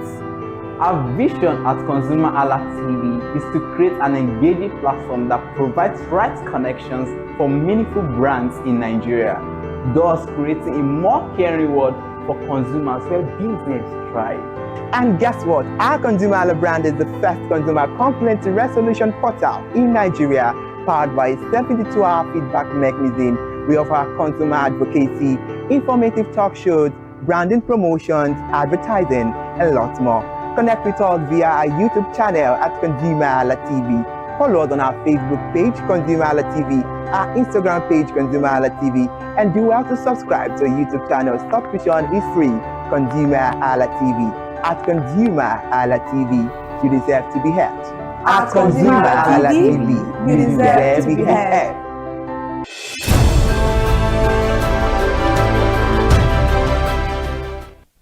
Well, I appreciate you for still staying there and watching Perspective on ConsumerHallaTV. This is where we have discussions about pressing issues and burning issues making the round. And on the conversation, we are having something important that it's crucial to talk about. That is the crucial role of a medical laboratory scientist in the fight against antimicrobial resistance. And we have Mr. Oluwafemi Peters Oladele on the conversation. Now let's get to it. What are the implications of AMR on Nigeria's healthcare system? So when we talk about the how this directly affect our healthcare system, one of the things we'll talk about is the effect of AMR, which is treatment failure. You notice that you keep on treating the same thing over and over again, and then this is increasing the burden on our healthcare system. So take for example, another topic is this typhoid thing. When people say that I have typhoid, and I have this thing, I have that, how do you know you have typhoid? Because before you have typhoid, the way you ingest salmonella is, have you taken any dirty water? Did you, how are you sure that? You can't even assert. If you have typhoid, you won't be the one to tell us you have typhoid. So you just say people just when they feel fever or they are pooing, they tell you that they have typhoid. Or diarrhea. Or diarrhea. which of course increases the burden, the healthcare burden we are faced with in the healthcare space, where treatments now fail. We are now burdened with the fact that researchers will now have to look for new drug that can treat these infections. All right, I love this conversation a lot because it has to do with the daily lives of we Nigerians 24/7. And now you've told us about the implications of AMR on the healthcare system in Nigeria. So what step can Nigerians take to prevent AMR? And how can we promote the awareness? Because she mentioned about the awareness earlier on and about responsible antibiotic use, because there is a whole lot of misuse outside there. Yeah, that is why I must commend platforms like ConsumerHallaTV, ConsumerHallaTV, which gives the privilege to put out this information there, because they say knowledge is power. Yeah, it is. More of these things are health behaviors that we've learned over generations. You see your mother treat any small thing, gives you anti-malaria, gives you one dose of antibiotics. When you give birth to, you believe that that is the pattern. And when you've seen it work once, you believe that it will continue to work. So it is on every one of us to put out that information. Like I must commend you telling your friend about the need to go to the hospital to get tested, to get proper treatment. And then I must commend also you giving your mother a feedback that, okay, this is what I went through. Till now. But believe me, you've passed the message. They don't listen. These are our mothers. They don't listen. You tell them a lot of things. They'll be like, and your mom saying, you these children of nowadays. Do you know what's funny is that I feel like what you're saying is very true. It's like a generational thing. My mother did it, so why is it going to be a problem for me? This issue of dusting powder, all this rub for children. If I tell my mother, when I give birth, you will not shake my baby because of shaking baby syndrome. She doesn't believe any of that. Didn't I do it for you? You know how did you? Did you die? You tell me, shock, like you know all those. They are very funny that there are things that, and I now explain to that. Do you notice that the mortality rate in the country has dropped because people that are giving birth after you guys are more aware? You can't compare the mortality rate of when you were giving birth as at that time, even up to 2007, compared to it now. Even we losing mothers now. Some mothers already have their birth plan. They will ask you, do you have blood in store for me? Because they are informed of all of these things. So, but the older generation would not listen.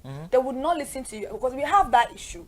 And these are issues that I feel like the public healthcare system needs to address. Maybe there's a need for just not taking drugs to rural area. There is a need for proper education. And I love the fact that you came here this morning to address people, to let them know that this is what is going on in the country. You having your baby on the same bed with you is as you saying that you want to just kill that child. God forbid, a lot of people's children die. You just see them, oh, we slept together yesterday, now what happened? You might have rolled, or the people might have rolled and suffocated, but they don't understand any of this because they've been doing it, and so it is very, very safe and practical, which is not always like that. Very true. All right, now, what do you think is the fears of Nigerians that make them neglect hospitals and laboratory when they are feeling ill and prefer to do self-medication? Because this is becoming alarming, and right now we need to create that awareness that what you're doing is bad, and it's high time people stop it and do the right thing at the right time. You see, one of the things I must commend the Lagos state government for is their role in helping to reduce payment of healthcare services out of pocket. Okay. So you see the Lagos state, what do they call them now? I think, is it Lamasa or something, that are in charge of HMOs, Lagos State HMOs, Health Management organizations. Yes. So you see them going to rural communities to tell them that, okay, you can be on this platform and then you don't need to pay for healthcare services. A lot of them just, actually. so, Niger girls, I've seen a lot. Yeah. So one of the major contributors for people not patronizing it's money. And would you blame them? No. Because the economy has affected the healthcare system too. Take for example, some years ago, I'm a medical laboratory scientist. One of our reagents used in testing HIV used to sell for 18,000 naira. Guess how much it is now? Just to test for HIV. As in the kit used for testing. Guess how much it is now? How much? 120,000. I was thinking about that. 18,000. From 18,000. That was when? That was about a year ago or a year and a half. That's 2023. Let's say 2023. Let's say 2023. Wow. Now it's 120,000. Where would the money come from?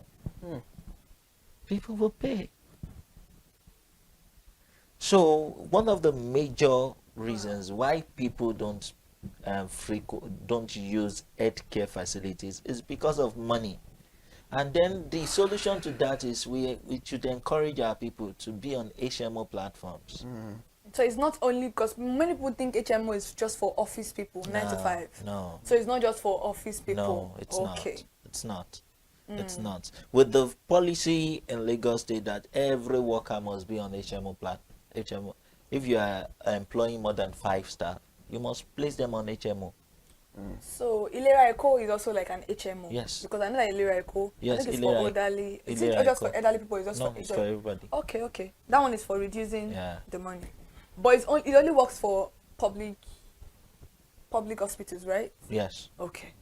You've commended the Lagos State government in charge of HMOs and all of that. How can the government and the private sector support the medical laboratory scientists in the fight against AMR?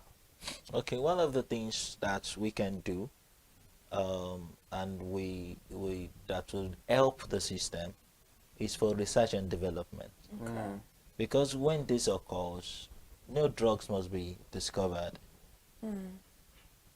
and also funding. Help our system to get funding, so that we can help better place our healthcare system. So there are many ways, and help in surveillance also. So these are ways that the public and private partnerships can help in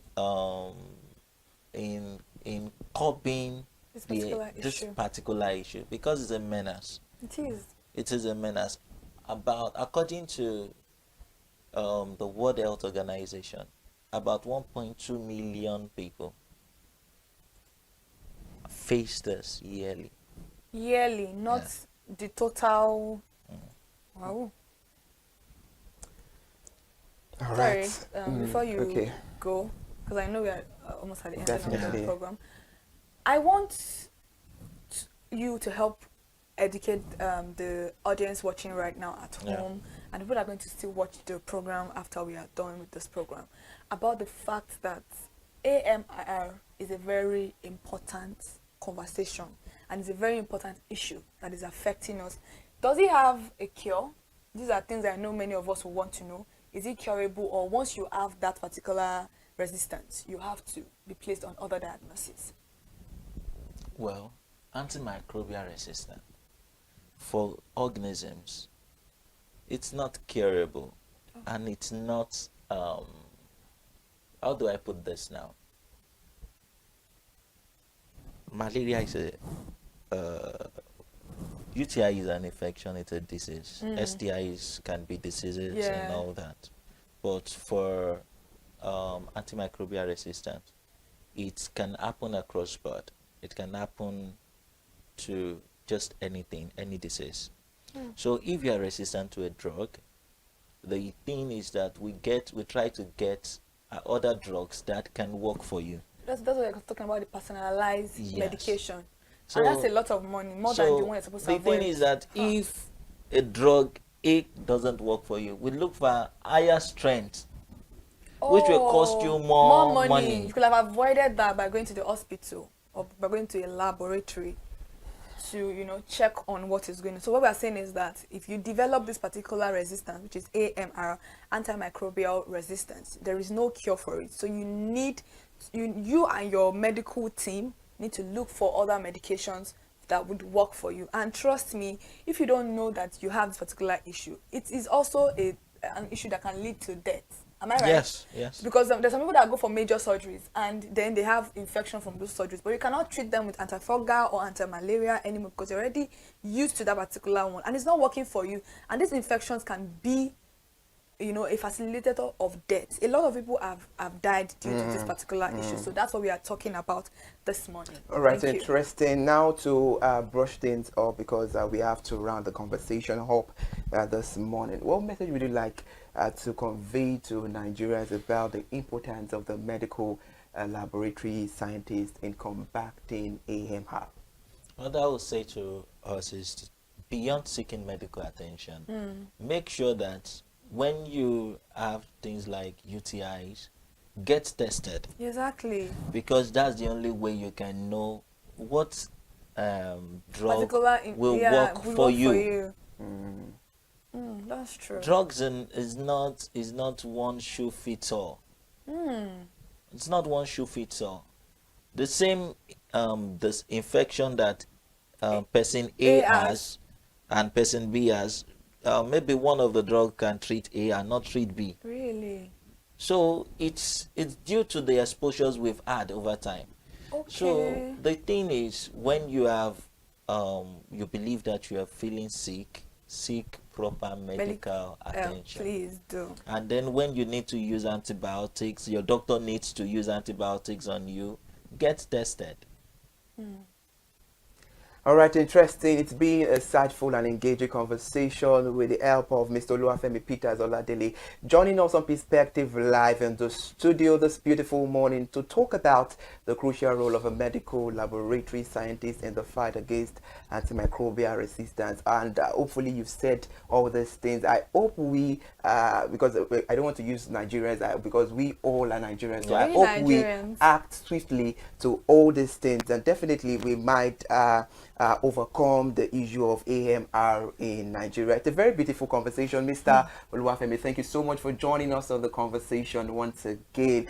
All right, we need to bring all things to an end on Perspective, another beautiful edition of Perspective. Will be back tomorrow. Remember, Perspective is where we talk about all the pressing and burning issues making the round. I am Iri Ayo Mikuleke. Bye for now, and do well to enjoy the rest of your day by being productive.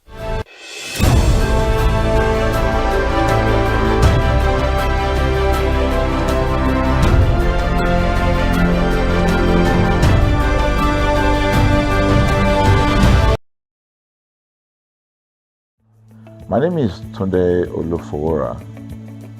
I'm the CEO of Bandai Communications. We are we call the publisher or the owner of the new initiative called ConsumerHallaTV. ConsumerHallaTV is actually Nigeria's first consumer-centered, or call it consumer-centric television platform that aims to bring voice to the over 220 million Nigerians. It was a vision that came to my heart about 10 years ago. I remember that I was traveling. I traveled out of the country, on airline, and I had this unpleasant experience. It was a trip to an African country from Nigeria, and I actually went with a local flight from Nigeria. I wouldn't want to mention the name of the airline, and then it was to South Africa, and we landed in South Africa, and let me just paraphrase it. When I was coming back, I had some money, some dollars, and that someone had given to me to hand over to another person in Nigeria. So I wanted to help out. I didn't want to carry the cash on myself. So for whatever reason, I opted to.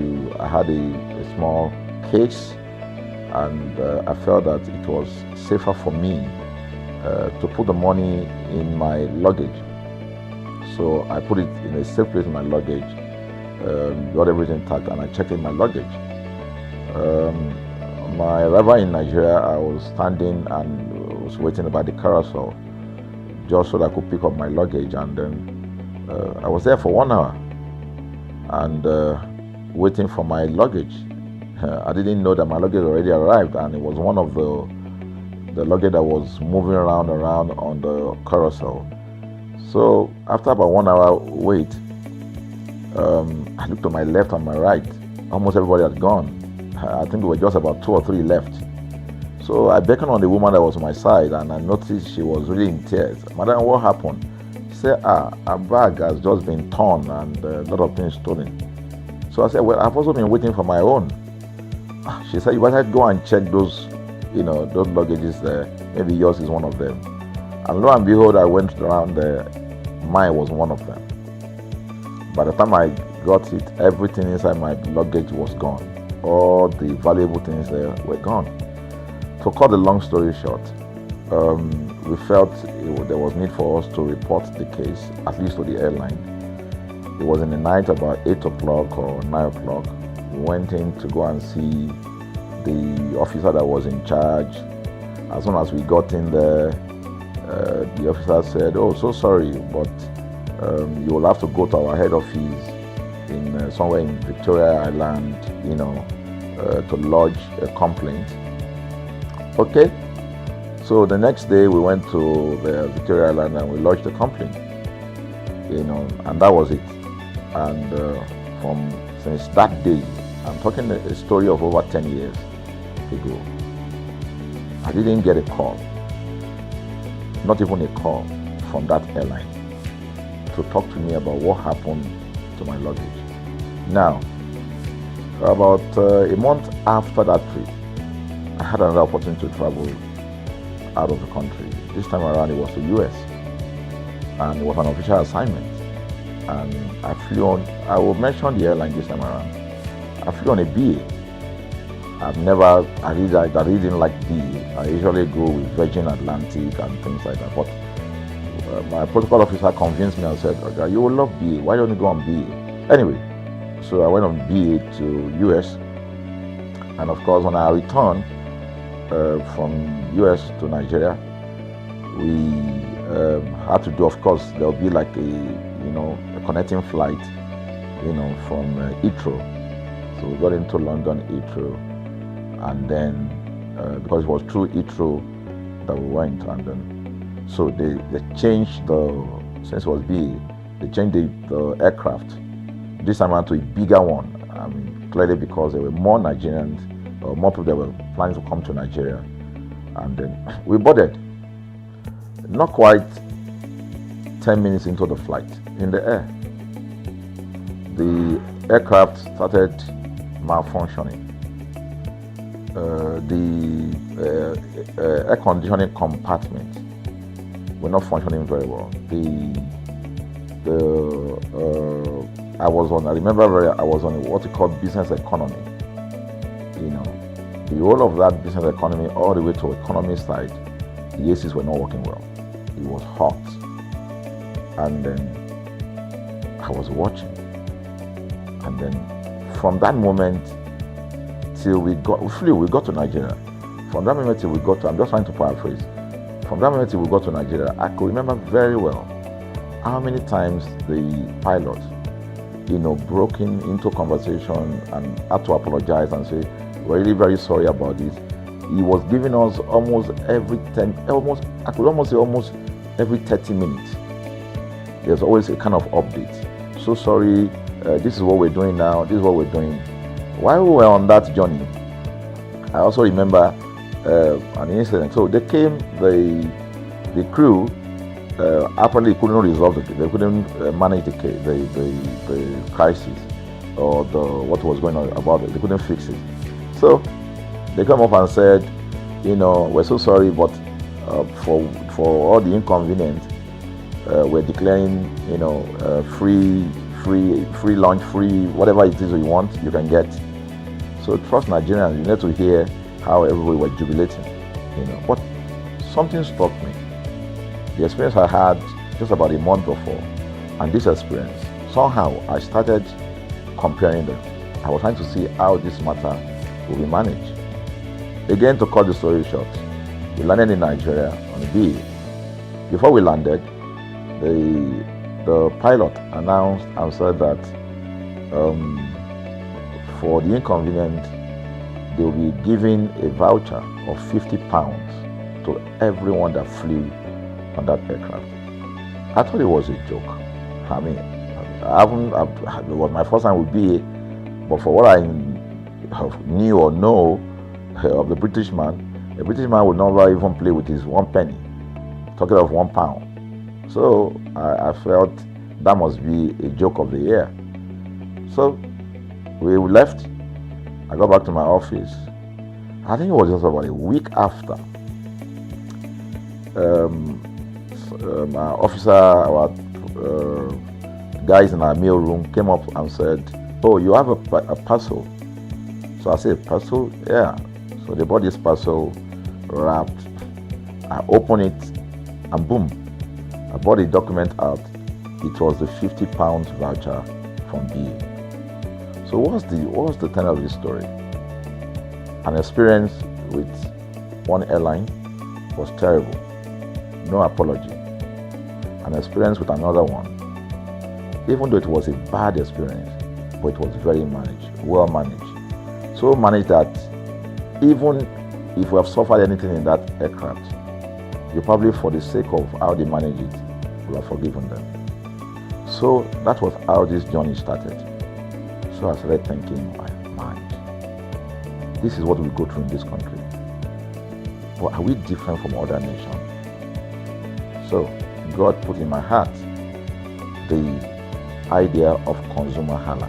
That's why the Halla came with consumer. And we started that journey about 10 years ago.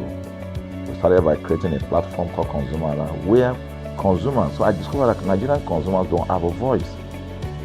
So things happen, and that's it. We live with everything. So we've started the journey from creating the platform. We have an app, we even have a magazine, and we thought we could move it from that to the next stage, which is the television. So the TV today, has come. So I would say precept by precept, line upon line, we have been able to build on our aspiration to finally bring to birth this unique and exciting platform, So it's a digital telecast, and our goal is to further connect consumers in Nigeria to brands with insightful news, development within the fast-paced world of consumers. The world of consumers is growing at a very fast pace, So we want to inform Nigerians. We want to get them educated about their rights, So our role is that we're going to educate consumers in Nigeria, all right? So by bringing them specialized and what you call analytical, research-based content generation that will inform, educate, sensitize the audience, So that's ConsumerHallaTV. So I call it an offshoot of our ConsumerHalla brand. ConsumerHalla brand actually was the first we call it the first complaint or consumer complaint resolution portal. When we started it about 10 years ago, or about 7 years ago, it became the first complaint resolution portal. We created it so that Nigerians can actually lodge complaint on that portal. We spent a lot of resources to build a very robust platform where today, if you have any complaint, about any brand, any leading brands in Nigeria, and you go on that platform, you can actually click, just a click, you can find the brand, you can actually lodge your complaint, and once you submit it, that complaint will be routed to that organization, and within 72 hours, we will obtain feedback for you. We build it in such a way that we have connection to almost all the organizations, and it's been working. We've resolved several complaints for people without having to charge them any penny, because the idea is not to charge. So what we have done with ConsumerHallaTV is to take it to the next level. So we hope to change the narrative. We want to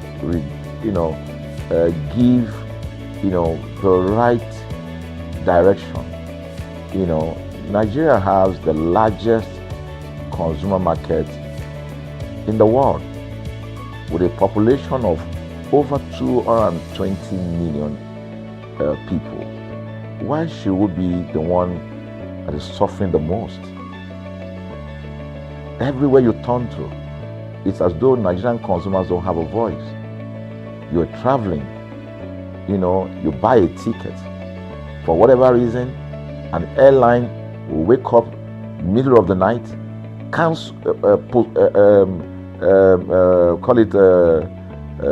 delay the flight for whatever reason, and then you'll be waiting at the airport for hours. You'll be there for 2 hours, 3 hours, no any explanation. Then while you're there, they can even wake up and say, oh, flight has been cancelled. So everybody carry their luggage and go home. Nothing happened. Of course, things are changing. We must commend government because government is beginning to wake up, but there's still a lot to be done. And we believe that we can help to make, bring about those right changes. So we offer deliberately, part of what we do is that we also offer advocacy, all right? We're not just an advocacy organization, but we offer advocacy. We have a legal team, we have lawyers that are registered on our platform, all right, that can also take up cases, okay? So, and we've taken up many cases like that, and won those cases. So, ConsumerHalla is a platform to help consumers we're not fighting brands, but rather we say we're bringing about an amicable, resolution of conflict, such that it will be beneficial to the consumers and also be beneficial to the brand. I remember the word of Jeff Bezos. Bezos is the founder of Amazon. He said that the most important single thing, all right, for an organization is to focus obsessively, use the word obsessively, on the on the customer. We often say that customers is a king. They should sit at the top of the ladder. In our environment, customers are the ladder. A brand wakes up today, decide what product to produce. They wake up today, decide how much the consumer should pay. They wake up to decide everything for consumers. So consumers are just at the receiving end.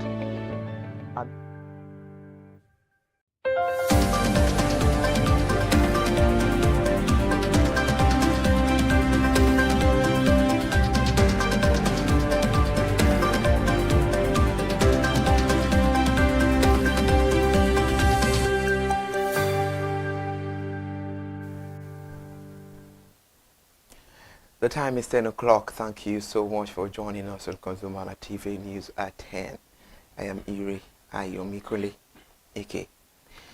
The federal government has approved 10 billion naira as the appropriation budget for the Ministry of Marine and Blue Economy for the year 2026. This is even as the ongoing development of new fish terminals and harbors got about 1 billion naira.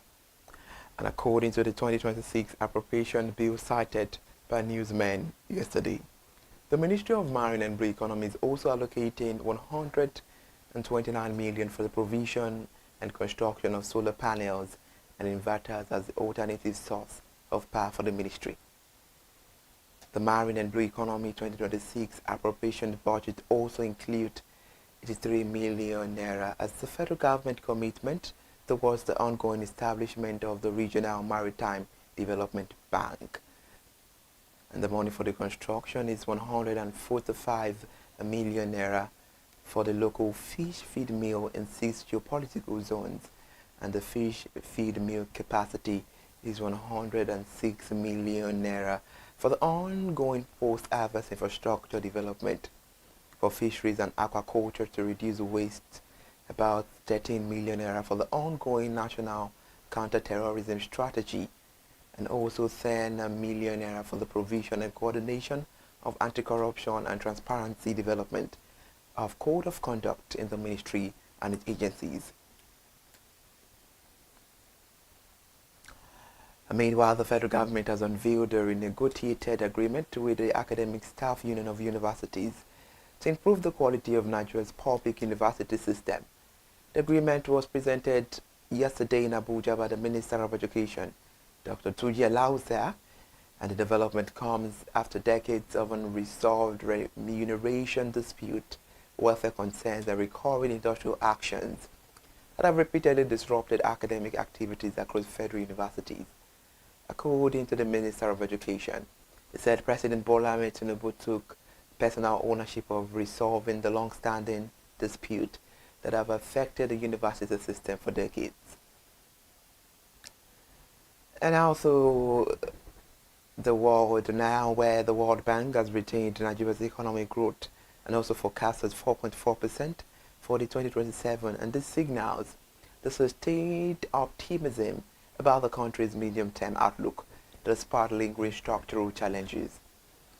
This is according to the World Bank Global Economic Prospect report released in January 2026, which aligns with the projection earlier published in its Nigeria Development Update in October 2025.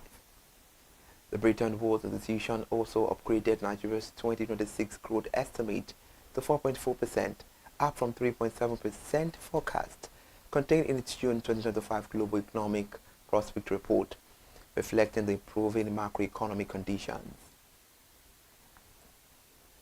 Away from that, the federal government has tightened regulatory pressure on fuel suppliers and their wholesale customers in the downstream petroleum sector with enforcement of the 0.5% levy on the wholesale price of petroleum product and natural gas as provided in the recently published Midstream and Downstream Petroleum Operators Regulations for 2025. Under the new regulations, suppliers of petroleum product are mandated to collect and remit the levy at the wholesale point, making compliance a condition tied directly to licensing and continued operation in the sector. And back on education, the federal government and the Academic Staff Union of Universities have unveiled a renegotiated agreement aimed at resolving the long-standing dispute in Nigeria's tertiary education sector.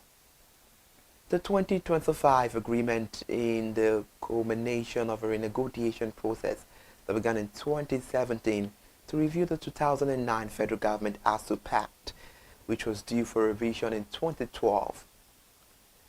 The several committees set up under past administrations chaired by Wali Babalaki, Munazil, Jibrin and Nimi Briggs failed to deliver a final agreement.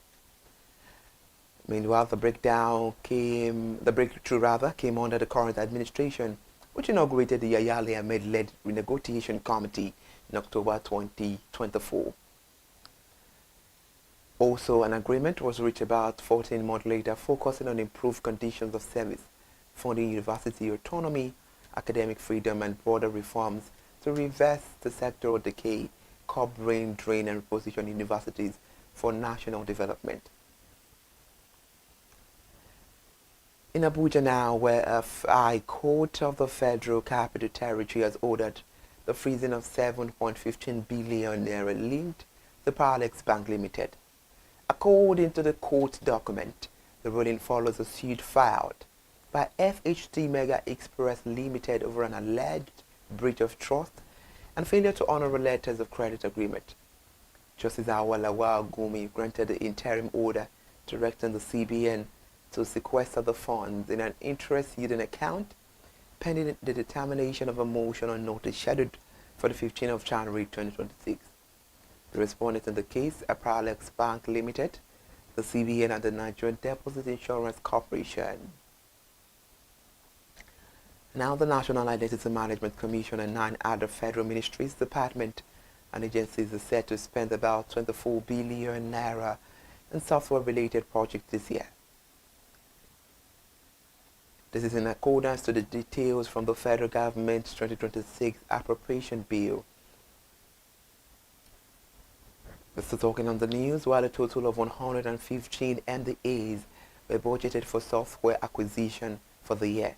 This 10 came top as the biggest spenders with allocations across identity management, education, mining, cybersecurity, health, finance, and immigration. However, each allocation also comes amid concerns over the wastages and widespread abuse of IT procurement processes by the MDAs. And now reporting from Lagos State, as the Federal High Court in Lagos State has refused the National Drug Law Enforcement Agency request to suspend the enforcement of its earlier order directing the unsealing of Bronx nightclub in Victoria Island and Lagos State. This is according to proceedings generally delivered by Justice Lewis Alagoa yesterday following argument from relevant parties. And this decision stems from a legal dispute arising from an NDLEA raid on the nightclub and subsequent attempts by the agency to secure interim forfeiture of the premises. At the resumed hearing, the counsel to the NDLEA, B.S. Abdullah, urged the court to grant a stay of execution of its ruling ordering aimed at anchoring investor confidence. A document from the ministry stated this. The inflow followed the activation of the UK-Nigeria Enhanced Trade and Investment Partnership and a series of domestic reforms aimed at anchoring investor confidence.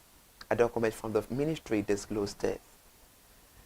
According to the policy documented, which was titled for 2025, says the defining year for Nigeria industry is year 2025. And also the trade and investment with the United Kingdom accounted for a significant portion of the recent funding commitment.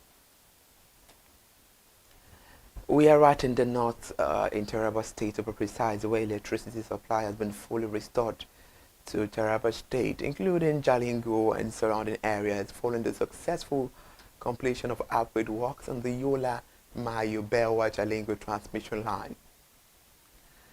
A statement released by the TCN, the transmission company of Nigeria, yesterday, the company said that the full power restoration was achieved on the 13th of January 2026 after completing all pre-commissioning tests and the mandatory soak period in line with the standard operational procedures. The plant outage, which began on the 9th of January, allowed contractors to carry out critical upgrade works on the transmission line. We end the news at 10 this morning. I am Iri Ayomikole Eke. Be part of our socials by following us on all social media platforms, and do subscribe to our YouTube channel. Good morning.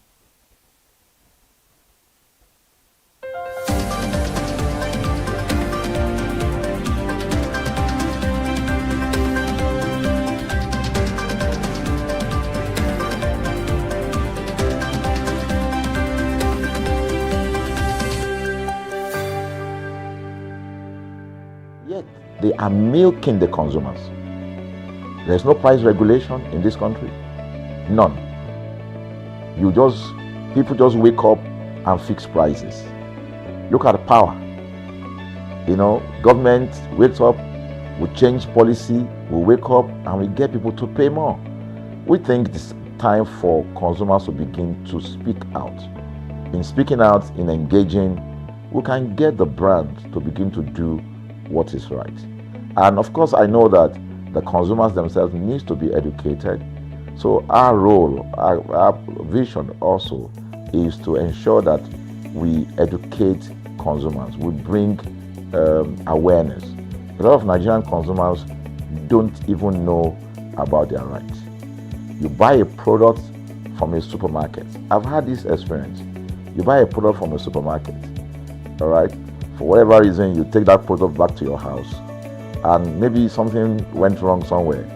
By the time you take that product back to the shop where you bought it from, and you say, "Oga, this thing, you know what's going to tell you?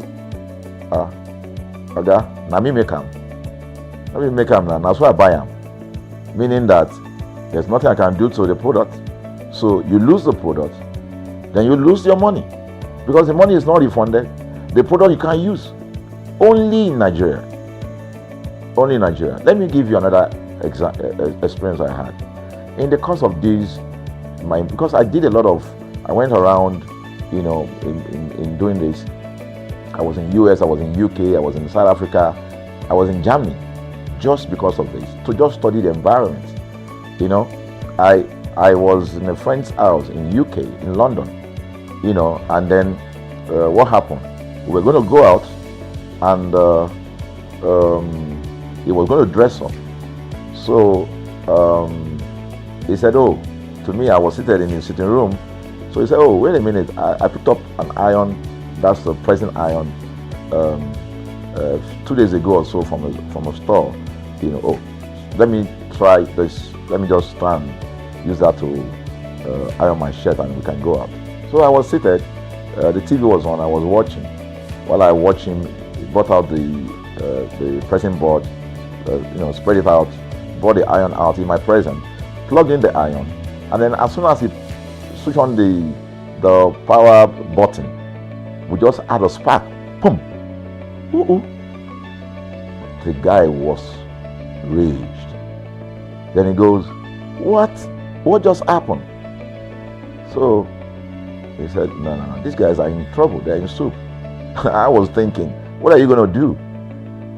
I was trying to compare that experience to what would have happened in Nigeria.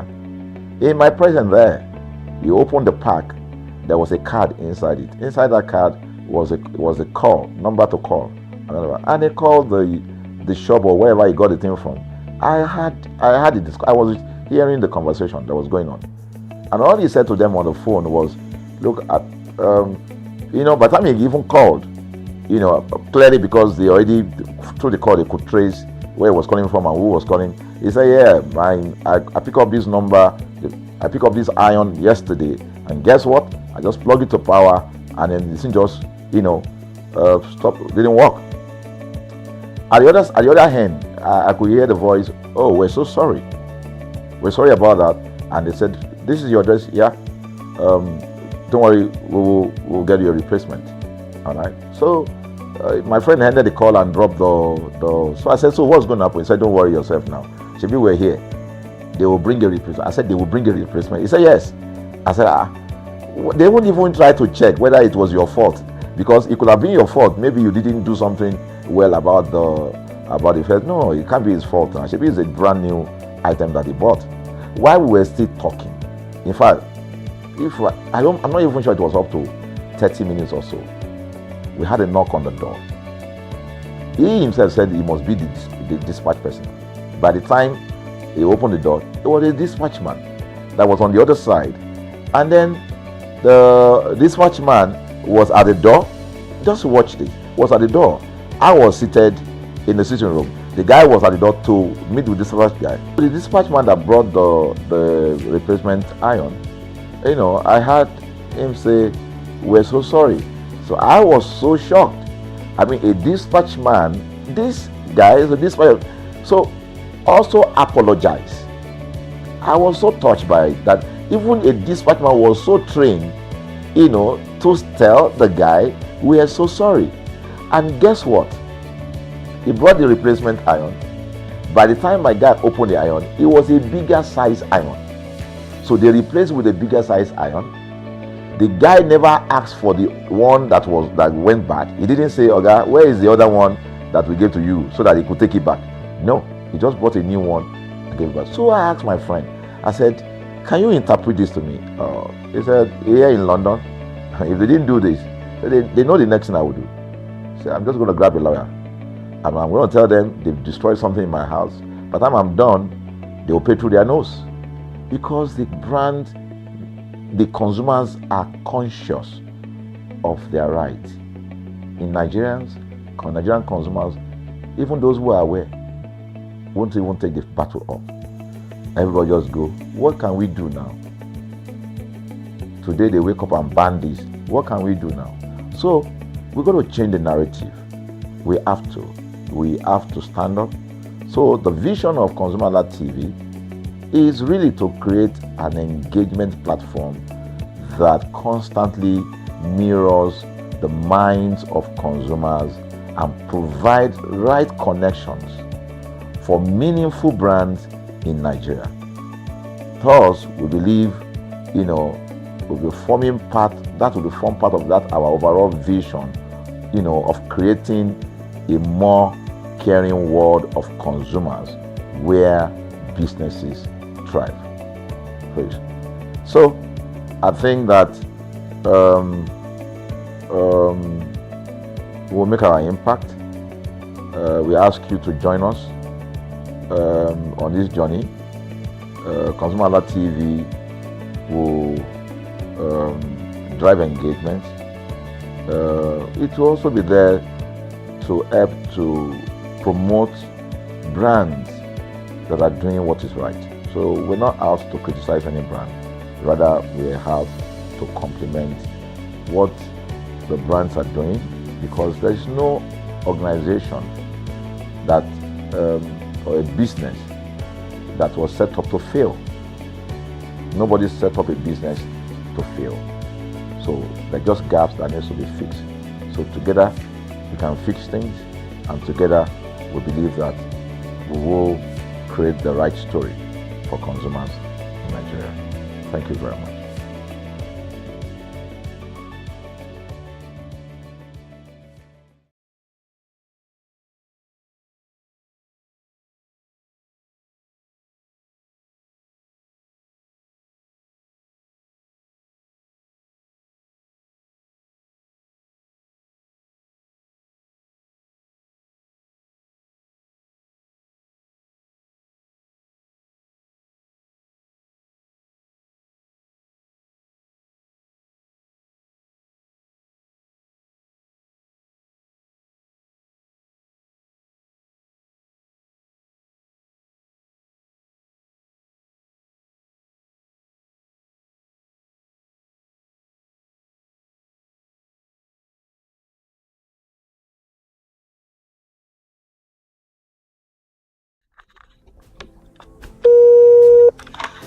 Hello consumers, you have the right to be heard, absolutely. So join us on the conversation, share your brand experience, where you tell us all your experiences about brand on the outer world via our YouTube channel every Wednesday from the hour of 4:20 to 5:20.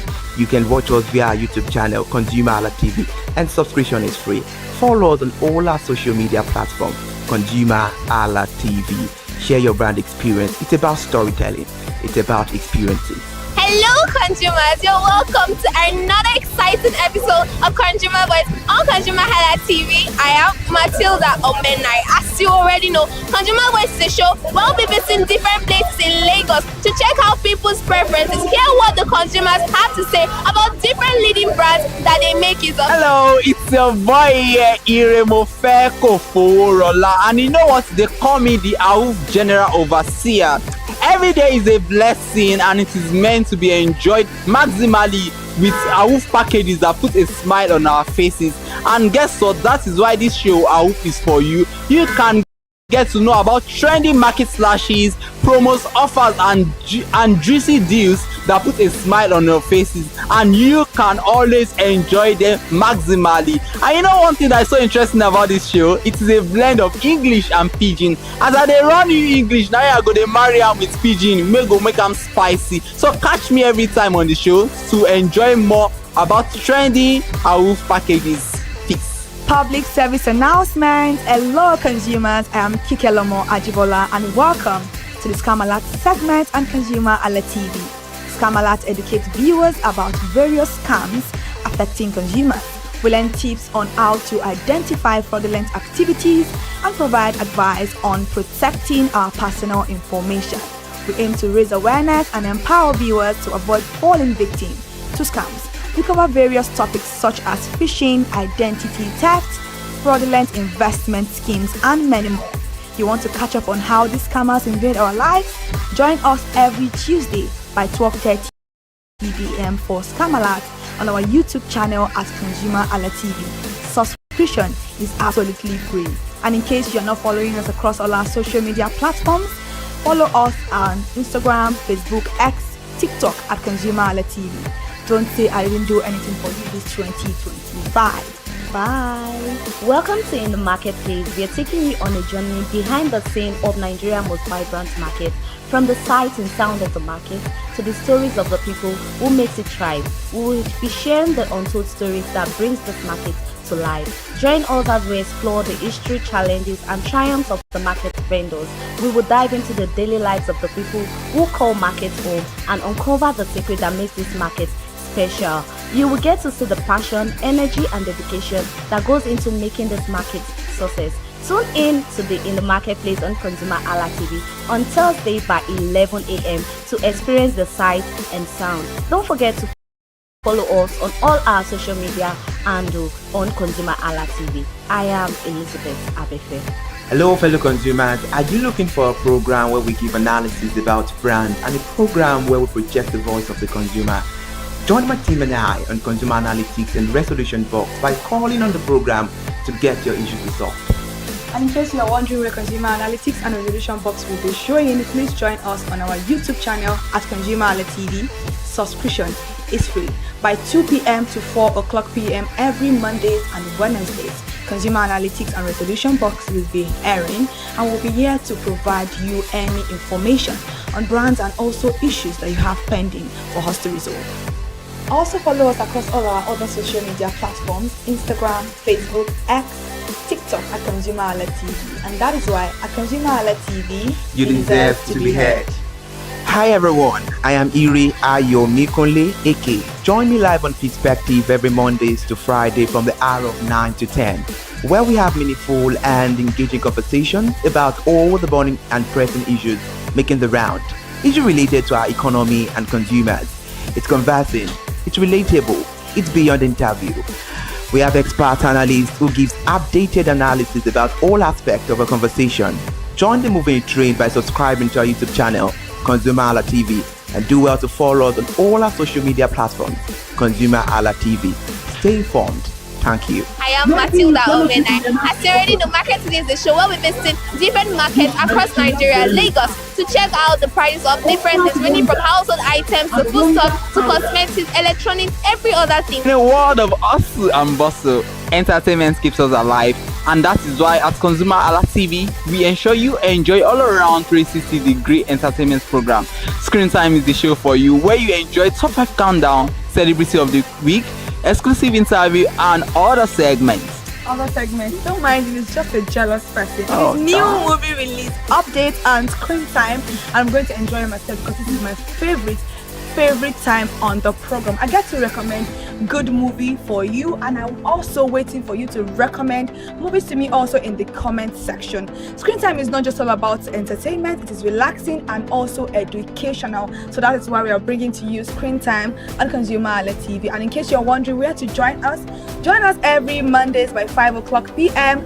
at ConsumerHallaTV on our YouTube channel. Subscription is very free, and in case you have not followed us across all our social media platforms, please do so. We are begging you, on Instagram, Facebook, Twitter, and also TikTok at ConsumerHallaTV. What are you waiting for? Click on that follow and subscribe right now. And from the I to the R to the E to the M to the F to the E, my name is Iremofe Koforola, the man always clothed in wealth and strength. And I am Kikelomo Ajibola. Toodles!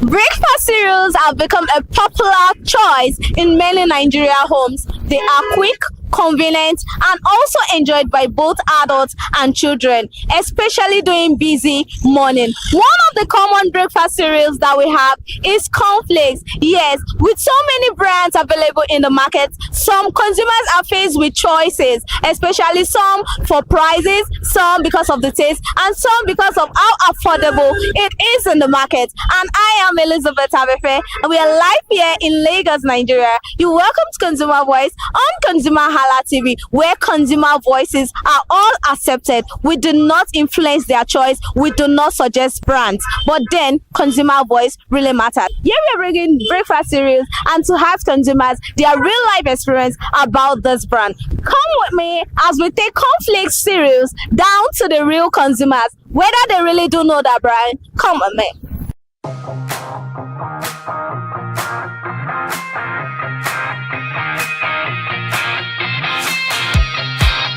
Good morning, ma.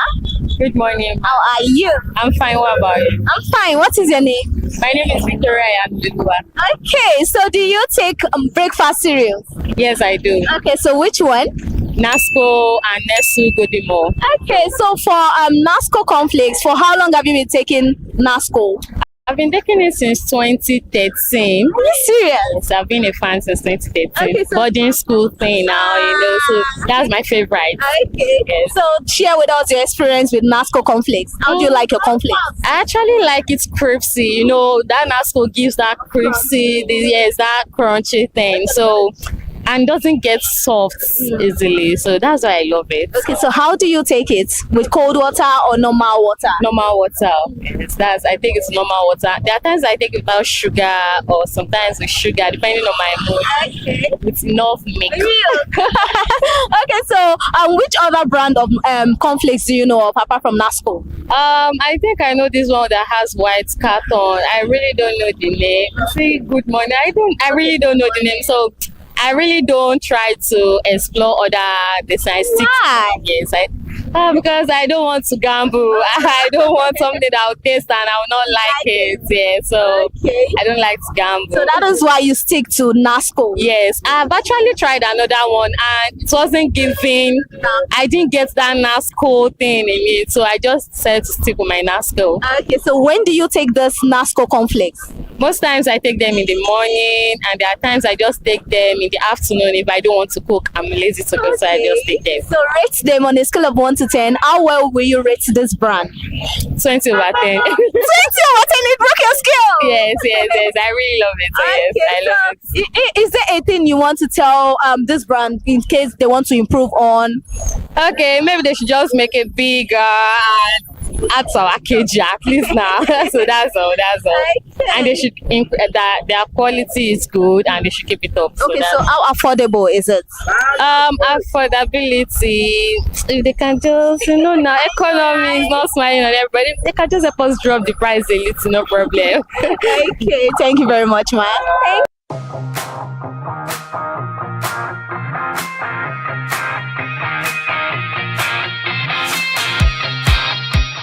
Good morning, sir. Good morning, madam. How are you? Very well. So what is your name? Emmanuel. Okay, so do you take breakfast cereals? Yes, I do. Okay, so which one do you go for? Conflicts. Conflicts. Yeah. Which of the brand? Nasco. Nasco. Yeah. So for how long have you been taking this Nasco? For over 5 years now. Are you serious? Yeah, over 5 So years. which other brand do you know of apart from Nasco? I don't know that brand because you know the love I have from Nasco. Okay. So I normally take it with cold water or hot water. I take it like that. Okay, so Yeah. how do you enjoy your cornflakes? Yeah, I enjoy it with milk and sometimes sugar. I do add sugar to it, so that's why I take my cornflakes. Okay, so are you the type that like it very soft or crunchy type? Soft, very Soft? soft. Yes, soft. Yeah, very soft. Okay. Yes. Okay, so on a scale of 1 to 10, how well will you rate this brand? Okay. It's a 9 over 10. 9 over 10. 9 over 10. Okay, so when do you take this cornflakes? In the morning and at night, whenever maybe I want to sleep or just take it. What's it called? Is it after meal? Okay, Yeah, after dinner, I'll just take it and Are you serious? get to bed. Yeah. Okay. Okay, so is there anything you like this brand to improve on? The quantity. Yeah, the quantity on each pack. They should improve on it. Yes. So how affordable or how expensive is Nasco? I do buy in bulk, so I don't know how much about for per one. But I think it's fair enough. It's fair enough. Yeah, it's fair. Is it very scarce or is something you can see all around? Is something you can see all around. In most of the stores is what is common. The common stuff you can see. Yeah, the common stuff you can see. Okay, so you love taking your cornflakes with cold water? No, hot water. Whether it's hot or cold, give me hot water and my cornflakes, I'll take it. Okay, Yeah. thank you very much, sir.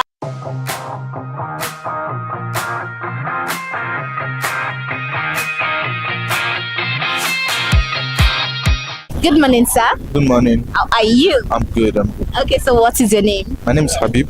Okay, so do you take breakfast cereals? Yes, I do. Which one do you go for? The Infinity Conflicts. Infinity Cornflakes. For how long have you been taking that? I've been taking it since when I've been young. Okay. Share with us the experience. How was the experience like? It has been nice because I like it because it stays crunchy, even though you've added water to it, and that's one of the reasons why I like it. Okay. So, which other brand of cornflakes do you know of apart from Infinity? Yeah, I know of Nasco, I know of Kellogg's, and I know. So, why then does Infinity Cornflakes stood a chance in your heart? As I said earlier, it remains crunchy and it's very nice. It's very nice. Yeah. So, have you tried other brands? Yeah, I've tried other brands. I've tried Nasco. Nasco is also nice. So, how will you describe and compare both? I still say Infinity is better than Nasco. Okay, so how do you take your cornflakes? How do you enjoy it? I enjoy it cold, so I prefer milk, sugar as usual, and cold water. Yes. So are you the type that likes it very soft or crunchy? Crunchy, as I've already mentioned multiple times. So how affordable is it? It's very affordable, so it's easy to get. You can get it at supermarkets. So on a scale of 1 to 10, how well will you rate this Infinity Cornflakes? I'll say 9. 9 over 10. Okay. So when do you mostly take this cornflakes? In the morning, before I go to work. Yeah. Okay, so if there is anything you like this brand to improve on, what would that be? I can't really say. Yeah, I can't really say. Okay, a word of encouragement to the brand. Keep up the good work. Don't lose quality. Okay, Yeah. Thank you very much, sir.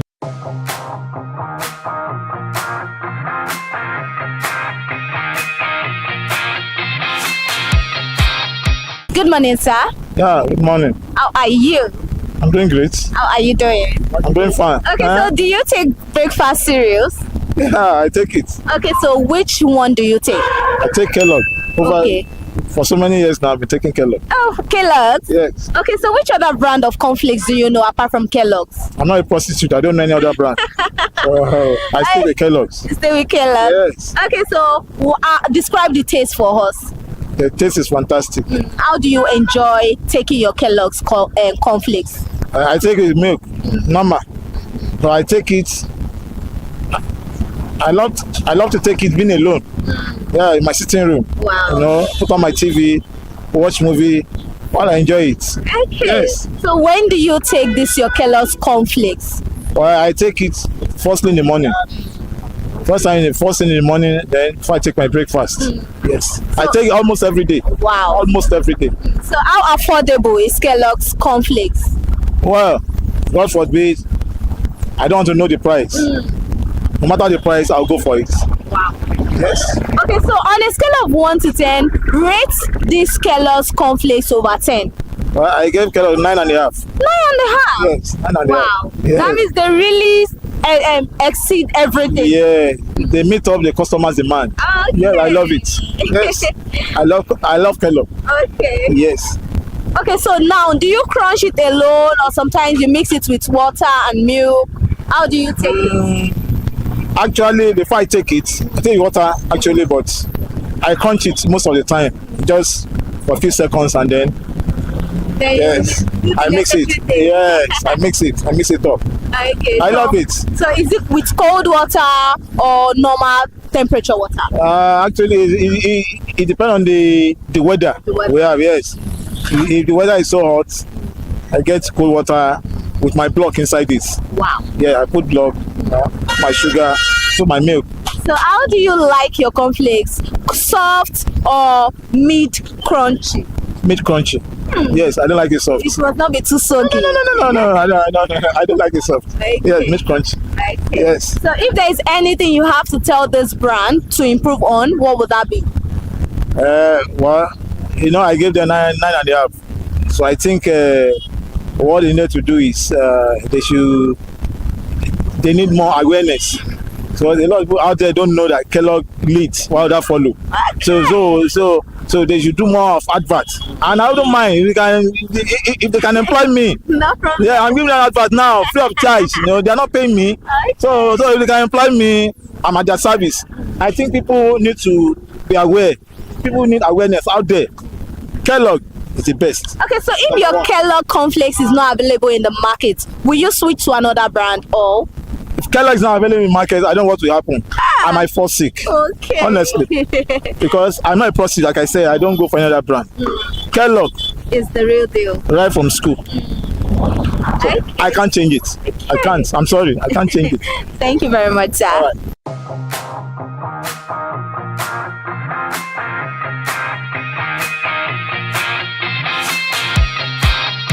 Good morning, sir. Good morning, ma. Good morning. Good morning, ma. How are you? We are fine. How are you? We are fine, ma. Okay, so do you take morning cereals? Yes. Okay, so which brand do you go for? Do you take cornflakes? Yes, I take cornflakes. Okay, so which brand? Nasco. So how do you know about Nasco? Very nice. It's good in taste. The taste is nice. And anytime I take it, I do feel myself full all day. Are you serious? Yes. Cornflakes? When I sleep, I wake up, my body is full everywhere. I say everywhere gather, everywhere gallant. Okay, so how do you enjoy this your cornflakes? Very well. So, what do you take it with? My bread and my milk. My Hollandia milk, I pay my sometimes at 3 crowns. Anyway, my money reach. Then at 3 crowns, I pick milk, then I Hollandia milk. Go put on. It milk the inside well, it go well with enough aboko bread. So what about you? The same thing. You guys eat together? 247. Wow. Only so we need the bath together. Okay. Yes. Okay, so how will you rate this Nasco cornflakes? On a scale of 1 to 10, how well will you rate it? They try. Their product is okay. So I believe they will still put more effort in that. But I know the product is okay, but I want them to put more effort in it side to be more sweeter than that one. But that one's too sweet. I mean, it's not sweeter past that one. That would be Russian. You already say it's sweet, but you want it sweeter. Okay. Make it sweetest. Or make it be sweetest. Okay, so when do you take this your cornflakes? Morning. In the morning. First thing, that's my breakfast.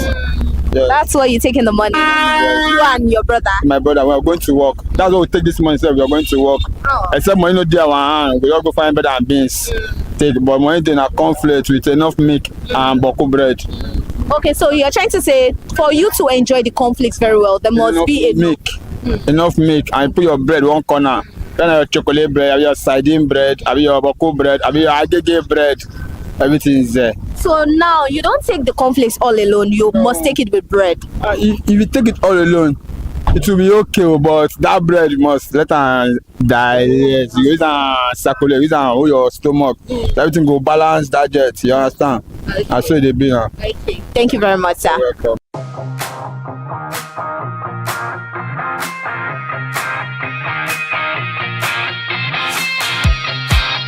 Good morning, sir. Yeah, good morning. How are you? Very well, thank you. Okay, so do you take breakfast cereal?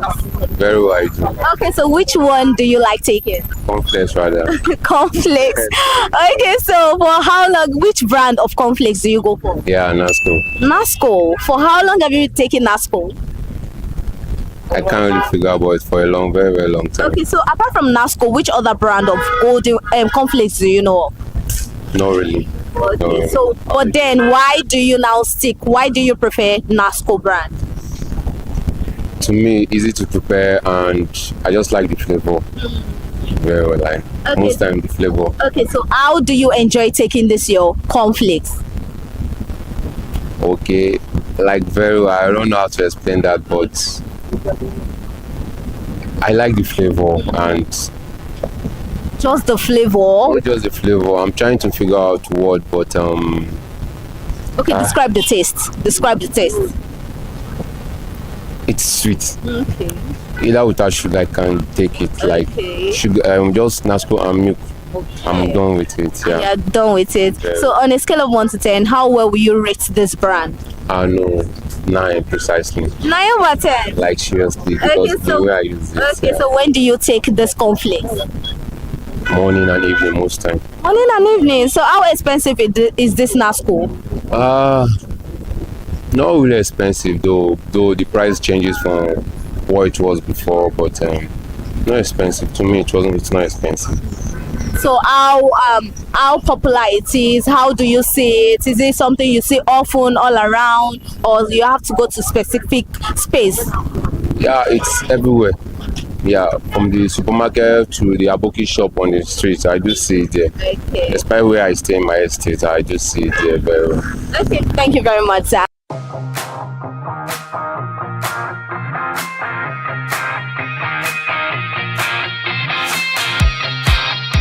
Good morning, sir. Good morning. How are you? I'm fine, thank you. Okay, so do you take breakfast cereals? Yeah.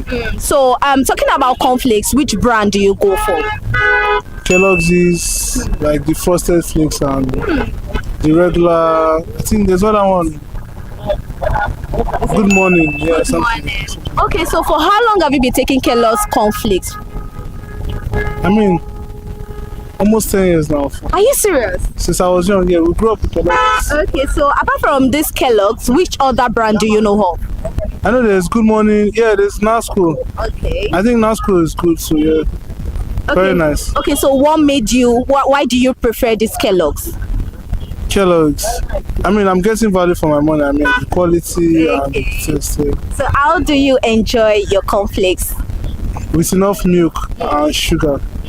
Cold water or normal? Yeah, cold water is only cultists that drink with hot water. So when do you take these cornflakes? As the hunger leads. As the hunger leads? So you're trying to tell me that you can finish one pack in a sit? Try me now. Are you serious? Try me. Okay, so what makes this Kellogg's special? Maybe is there anything special about this Kellogg's? I mean, I know I'm not buying fake. I'm getting value for my money. Okay. The another brand I go for is Nasco because it tastes good. Yeah.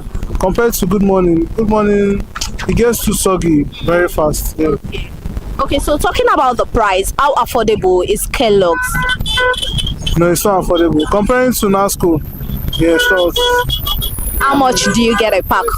I mean, they said how much is €1? So let's say 5,000, 4,500. It depends on what you are getting it. You understand? There are different sizes. So me, I go for frosted flakes more often because I know I just need milk and anything to cut the sugar. Okay. So on a scale of 1 to 10, how well will you rate this Kellogg brand? 9 over 10, yeah. 9 over 10? Yeah. Why not 10? Oh, 10 is for God. Okay, thank you very much, sir. You're welcome.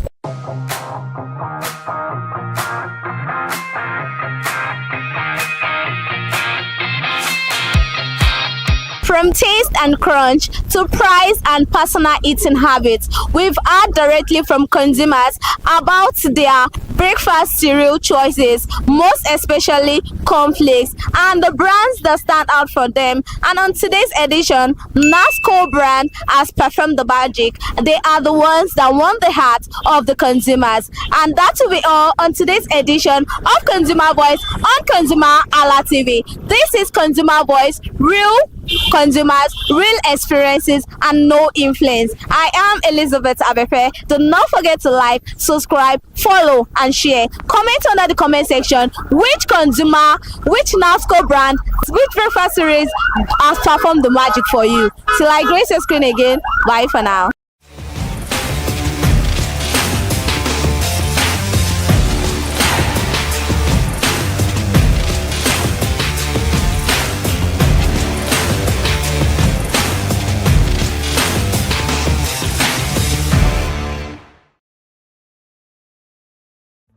My name is Tunde Olufowora, and I'm the CEO of Brand Eye Communications. We are we call the publisher or the owner of the new initiative called ConsumerHallaTV. ConsumerHallaTV is actually Nigeria's first consumer-centered, or call it consumer-centric television platform that aims to bring voice to the over 220 million Nigerians. It was a vision that came to my heart about 10 years ago. I remember that I was traveling. I traveled out of the country, on airline. And I had this unpleasant experience. It was a trip to an African country from Nigeria, and I actually went with a local flight from Nigeria. I wouldn't want to mention the name of the airline. And then it was to South Africa, and we landed in South Africa. And let me just paraphrase it. When I was coming back, I had some money, some dollars, and that someone had given to me to hand over to another person in Nigeria. So I wanted to help out. I didn't want to carry the cash on myself. So. For whatever reason, I opted I had a small case, and I felt that it was safer for me to put the money in my luggage. So I put it in a safe place in my luggage, got everything tagged, and I checked in my luggage. My arrival in Nigeria, I was standing and was waiting by the carousel just so that I could pick up my luggage, and then I was there for 1 hour. And waiting for my luggage. I didn't know that my luggage already arrived, and it was one of the luggage that was moving around on the carousel. So after about 1 hour wait, I looked to my left and my right. Almost everybody had gone. I think there were just about 2 or 3 left. So I beckoned on the woman that was on my side, and I noticed she was really in tears. Madam, what happened? She said, her bag has just been torn and a lot of things stolen. So I said, well, I've also been waiting for my own. She said, you better go and check those luggages there. Maybe yours is one of them. And lo and behold, I went around there mine was one of them. By the time I got it, everything inside my luggage was gone. All the valuable things there were gone. To cut the long story short, we felt there was need for us to report the case, at least to the airline. It was in the night, about 8 o'clock or 9 o'clock. We went in to go and see the officer that was in charge. As soon as we got in there, the officer said, "Oh, so sorry, but you will have to go to our head office in somewhere in Victoria Island, to lodge a complaint." Okay. So the next day we went to the Victoria Island and we lodged a complaint, and that was it. And since that day, I'm talking a story of over 10 years ago, I didn't get a call, not even a call from that airline to talk to me about what happened to my luggage. Now, about a month after that trip, I had another opportunity to travel out of the country. This time around it was to US, and it was an official assignment. And I flew on, I will mention the airline this time around. I flew on a BA. I really didn't like BA. I usually go with Virgin Atlantic and things like that. But my protocol officer convinced me and said, "Okay, you will love BA. Why don't you go on BA?"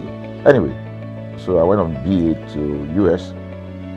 And of course, on our return from US to Nigeria, we had to do, of course, there'll be like a connecting flight, from Heathrow.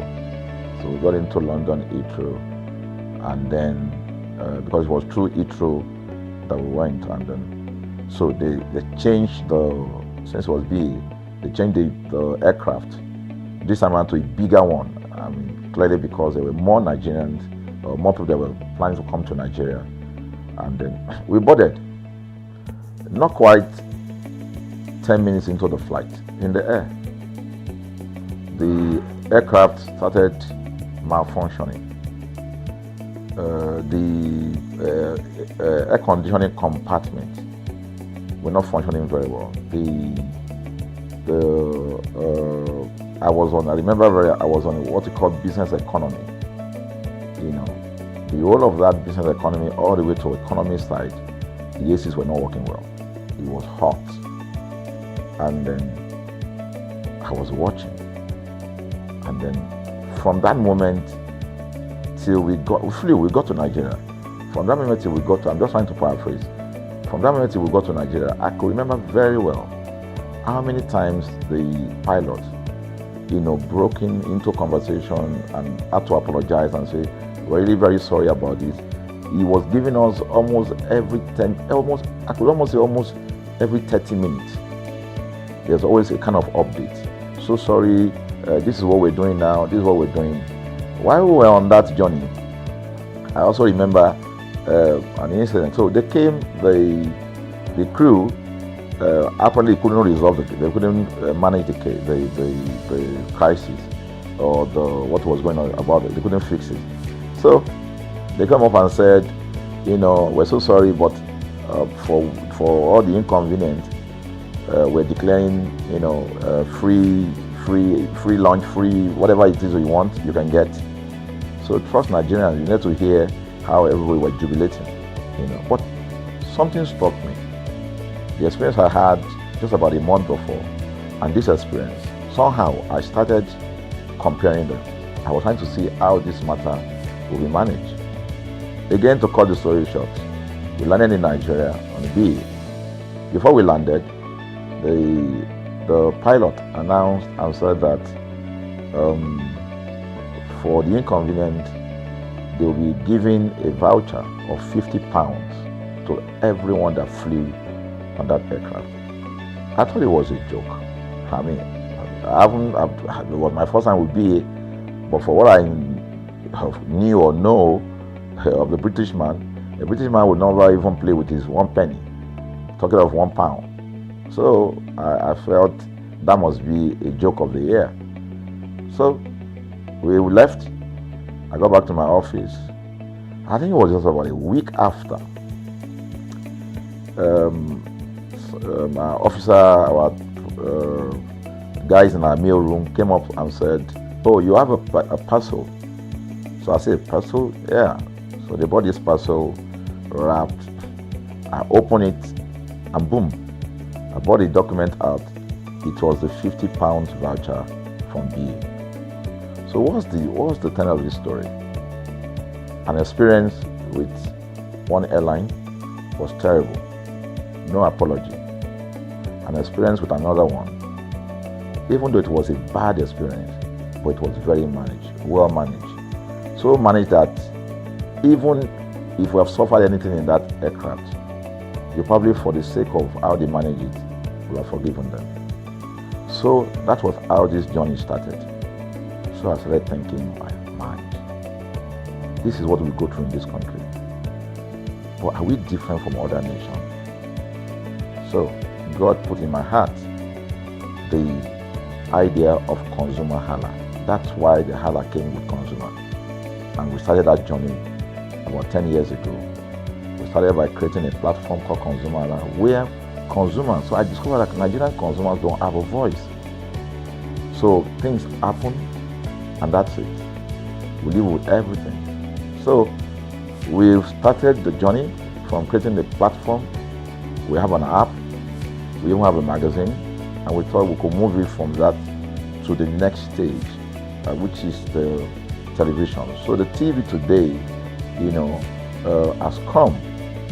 So I would say precept by precept, line upon line, we have been able to build on our aspiration, to finally bring to birth this unique and exciting platform, So it's a digital telecast, and our goal is to further connect consumers in Nigeria to brands with insightful news, development within the fast-paced world of consumers. The world of consumers is growing at a very fast pace, So we want to inform Nigerians. We want to get them educated about their rights, So our role is that we're going to educate consumers in Nigeria, all right? So by bringing them specialized and what you call analytical, research-based content generation that will inform, educate, sensitize the audience, So that's ConsumerHallaTV. So I call it an offshoot of our ConsumerHalla brand. ConsumerHalla brand actually was the first we call it the first complaint or consumer complaint resolution portal. When we started it about 10 years ago, or about 7 years ago, it became the first complaint resolution portal. We created it so that Nigerians can actually lodge complaint on that portal. We spent a lot of resources to build a very robust platform where today, if you have any complaint, about any brand, any leading brands in Nigeria, and you go on that platform, you can actually click, just a click, you can find the brand, you can actually lodge your complaint, and once you submit it, that complaint will be routed to that organization, and within 72 hours, we will obtain feedback for you. We build it in such a way that we have connection to almost all the organizations, and it's been working. We've resolved several complaints for people without having to charge them any penny, because the idea is not to charge. So what we have done with ConsumerHallaTV is to take it to the next level. So we hope to change the narrative. We want to give the right direction. Nigeria has the largest consumer market in the world, with a population of over 220 million people. Why should we be the one that is suffering the most? Everywhere you turn to, it's as though Nigerian consumers don't have a voice. You're traveling, you buy a ticket. For whatever reason, an airline will wake up middle of the night cancel, call it, delay the flight for whatever reason, and then you'll be waiting at the airport for hours. You'll be there for 2 hours, 3 hours, no any explanation. Then while you're there, they can even wake up and say, oh, flight has been cancelled. So everybody carry their luggage and go home. Nothing happened. Of course, things are changing. We must commend government because government is beginning to wake up, but there's still a lot to be done. And we believe that we can help to make, those, bring about those right changes. So we offer deliberately, part of what we do is that we also offer advocacy, all right? We're not just an advocacy organization, but we offer advocacy. We have a legal team. We have lawyers that are registered on our platform, all right, that can also take up cases, okay? So, and we've taken up many cases like that, and won those cases. So, ConsumerHalla is a platform to help consumers to, we're not fighting brands, but rather we say we're bringing about an amicable, resolution of conflict, such that it will be beneficial to the consumers and also be beneficial to the brand. I remember the word of Jeff Bezos. Bezos is the founder of Amazon. He said that the most important single thing, all right, for an organization is to focus obsessively, use the word obsessively, on the customer. We often say that customers is a king. They should sit at the top of the ladder. In our environment, customers are the ladder. A brand wakes up today, decide what product to produce. They wake up today, decide how much the consumer should pay. They wake up to decide everything for consumers. So consumers are just at the receiving end, and yet they are milking the consumers. There's no price regulation in this country, none. People just wake up and fix prices. Look at power. Government wakes up, we change policy, we wake up and we get people to pay more. We think it's time for consumers to begin to speak out. In speaking out, in engaging, we can get the brand to begin to do what is right. And of course, I know that the consumers themselves need to be educated. So our role, our vision also is to ensure that we educate consumers, we bring awareness. A lot of Nigerian consumers don't even know about their rights. You buy a product from a supermarket. I've had this experience. You buy a product from a supermarket, all right? For whatever reason, you take that product back to your house, and maybe something went wrong somewhere. By the time you take that product back to the shop where you bought it from, and you say, okay, this thing, you know what's going to tell you? Okay, now me make them. Let me make them now. That's why I buy them. Meaning that there's nothing I can do to the product. So you lose the product, then you lose your money, because the money is not refunded. The product you can't use. Only in Nigeria. Only in Nigeria. Let me give you another experience I had. In the course of this, because I went around, in doing this. I was in US, I was in UK, I was in South Africa, I was in Germany, just because of this, to just study the environment. I was in a friend's house in UK, in London, and then what happened? We were going to go out, and he was going to dress up. So he said, oh, to me, I was seated in his sitting room. So he said, oh, wait a minute, I picked up an iron, that's the pressing iron, 2 days ago or so from a store. Oh, let me try this, let me just try and use that to iron my shirt and we can go out. So I was seated, the TV was on, I was watching. While I watched him, he brought out the pressing board, spread it out, brought the iron out in my presence, plugged in the iron, And then as soon as he switch on the power button, we just had a spark. Boom. Ooh. The guy was raged. Then he goes, what just happened? So he said, no, these guys are in trouble, they're in soup. I was thinking, what are you going to do? You know, I was trying to compare that experience to what would have happened in Nigeria. In my presence there, he opened the pack.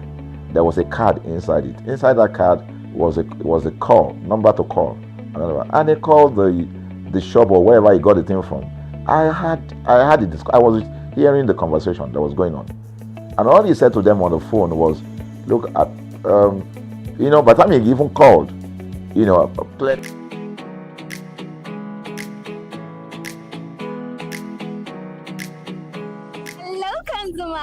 Welcome to Tejo Show Market, one of Lagos' most vibrant and bustling markets, here located in Yaba. This market is a destination for thriftwares, entrepreneurs alike. You know what? Come with me, let's go find out and uncover the secrets happening here in Tejo Show Thrift Market. Come with me, let's go find out. Lagos, a city that reinvents itself every single day. A city where style is not always about luxury, but about survival, creativity, and expression. Here in Yaba, one of Lagos' oldest commercial districts, lies the market that has clothed generations, shaped trends, and given fashion a second life. Welcome to Tejo Show Market, and within it, the bustling world of thrift clothing. Tejo Show is not just a market, it is a history standing on a concrete. Long before shopping malls and branded stores took over Lagos, Tejo Show existed as a traditional market serving the people of Yaba and its surrounding.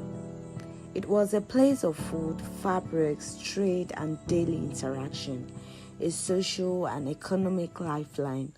Over the years, Tejo Show witnessed transformation, fire incidents, demolition, redevelopment, from an open, informal marketplace to a structured complex. Tejo Show evolved, yet its spirit remained unchanged. Trade adapted, traders adjusted, and commerce continued. Within this evolution emerged a section that speaks directly to the soul of Lagos, the thrift clothing market, popularly called Okrika. Second-hand clothes, yes, but second-hand dreams, no. Here, clothes arrive from across the world. For many traders, this market is more than business. It is survival, cause rent, school fees, feeding, family responsibilities. Tejo Show thrift section support thousands, traders, loaders, tailors, transporters, resellers. What some discard, others transform into income. Let's listen to what traders that sells in here have to say. Good morning, my sister. How are you? I'm fine. Okay, so for how long have you been? What is your name? My name is Chibuzo Okafor. For how long have you been selling in Tejo Show Market? Tejo Show Market, I've been there almost 5 years now. 5 years? Yes. Yes. Okay, walk us through the journey of how you started this business. Huh? Walk us through how you start this business. Of course, almost 50,000. Starts 50,000 from start. Small. They grow small till now. Yes. And so you start then 5 years ago with 50,000 till now. Yes. So what can be the challenges where you face for say this business where you sell? Well, not too much challenges, but now small. You know that Nigeria big, but small. They push up small. Gradually, everything they move small. Okay, so this market now, which time you take the open, which time you take the close? Okay, they open like 7 o'clock, close 6:30 to 7. So you get some specific day where we say markets, 9 be markets day. Yes, Monday, Wednesday, Friday. That's the main markets. Main market. Okay, so where you take they buy this your clothes from? Well, sometimes I buy here, sometimes I go super, go buy. So what will be the challenge where they take the transport the market come here? No, it's motor, no be transport, enter motor, go and come back. That's all.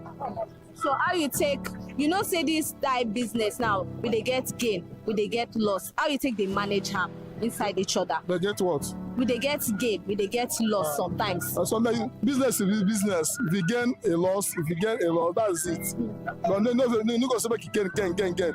Without no loss, you go loss, you go gain. That's business for you. So how you can't take they manage both of them together? Anyhow, if I manage gain, I manage loss. That's all life be. Life will continue. So how your customers, how you take they see your customers? You know, say no be only you they sell this type of particular market. So how you take know your customers? How you take they make them come here often? I know my customers. My customers know me. I mean, they treat them well. If you not treat customer well, you can't come again. But my customers, I can treat them very well, and they laugh, do everything. As you come by now, I treat you very well. And you laugh, do that. And so tomorrow night you still come back, you can come back. That's all I do. Okay, so how you take the call customer? Do how you take the call customer, make customer look your side. No, sister, check here. Bros, check here. Now if you return, you go see me, go back. Okay, so waiting be your happiest moment for markets. My happiest moment if I come market, make I sell. Let me see if I come make I no sell. If I come make I sell market, that's my happiness. You know, say 2026 don't reach here now. How happy you be? Say 2026. 2026, God will give us. God, I want to God give me a life enter 2026 alive. I'll give me a life enter 2027 alive. That's so. Okay, so wetin be the thing wey be say happen for you for 2025? Wey be say 2026, you know, premier happen. Many things. This thing, the problem I felt this year, make I no first of 2026. That is it. Okay, so wetin they call this market where we dey? Okay, this market is Popo Street, Yaba. Yes, Popo Street, Yaba, where they're selling okreka. Okay. Okreka. And say where you dey come far from where you dey? No, I dey Mush side. From Mush side they come from. Mush side? Mushi. Mushi? Mushi. Why you no come dey sell for Mushi? Why you come pick here? No market for Mushi now. Na provision for Mushi. Yes. Thank you very much, sir.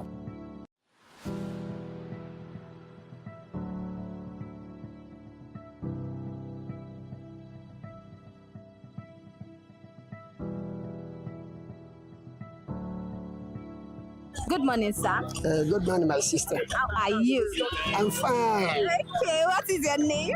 My name is Vincent Okoro from Imo State. Oh, for Imo State, come they sell market for Lagos? Yeah, my sister. So, for how long have you been selling markets here in?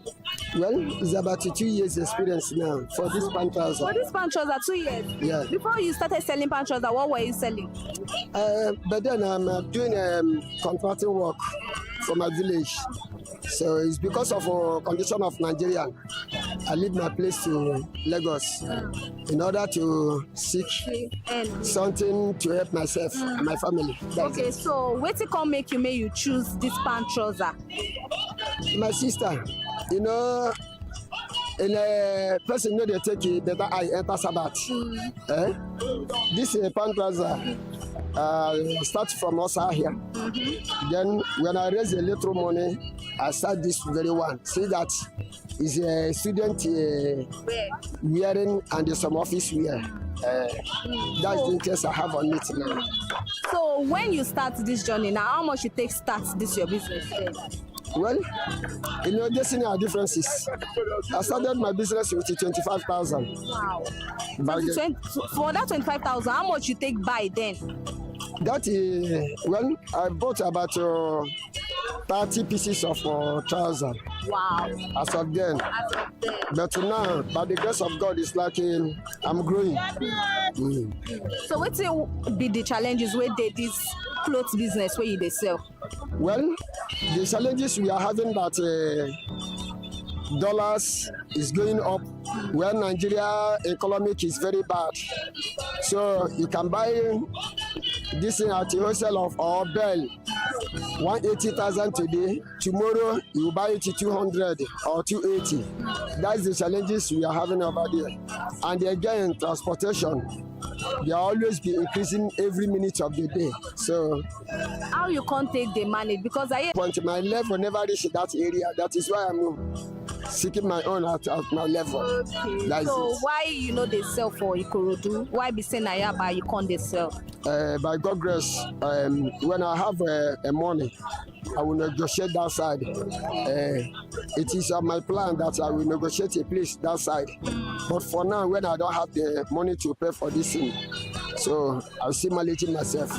So what is that thing that, 2026 is round the corner, it's just here, 2020, we don't enter 2026. How happy are you? I'm happy, even wishing the people of Nigeria are happy that anybody we see today will be 30, that we will see end of this year will not see us. That is my prayer for every creator, or every child of this Nigerian. So what are you thankful for? What are you thankful for? What is that thing that you are thankful for? I'm thankful for more life.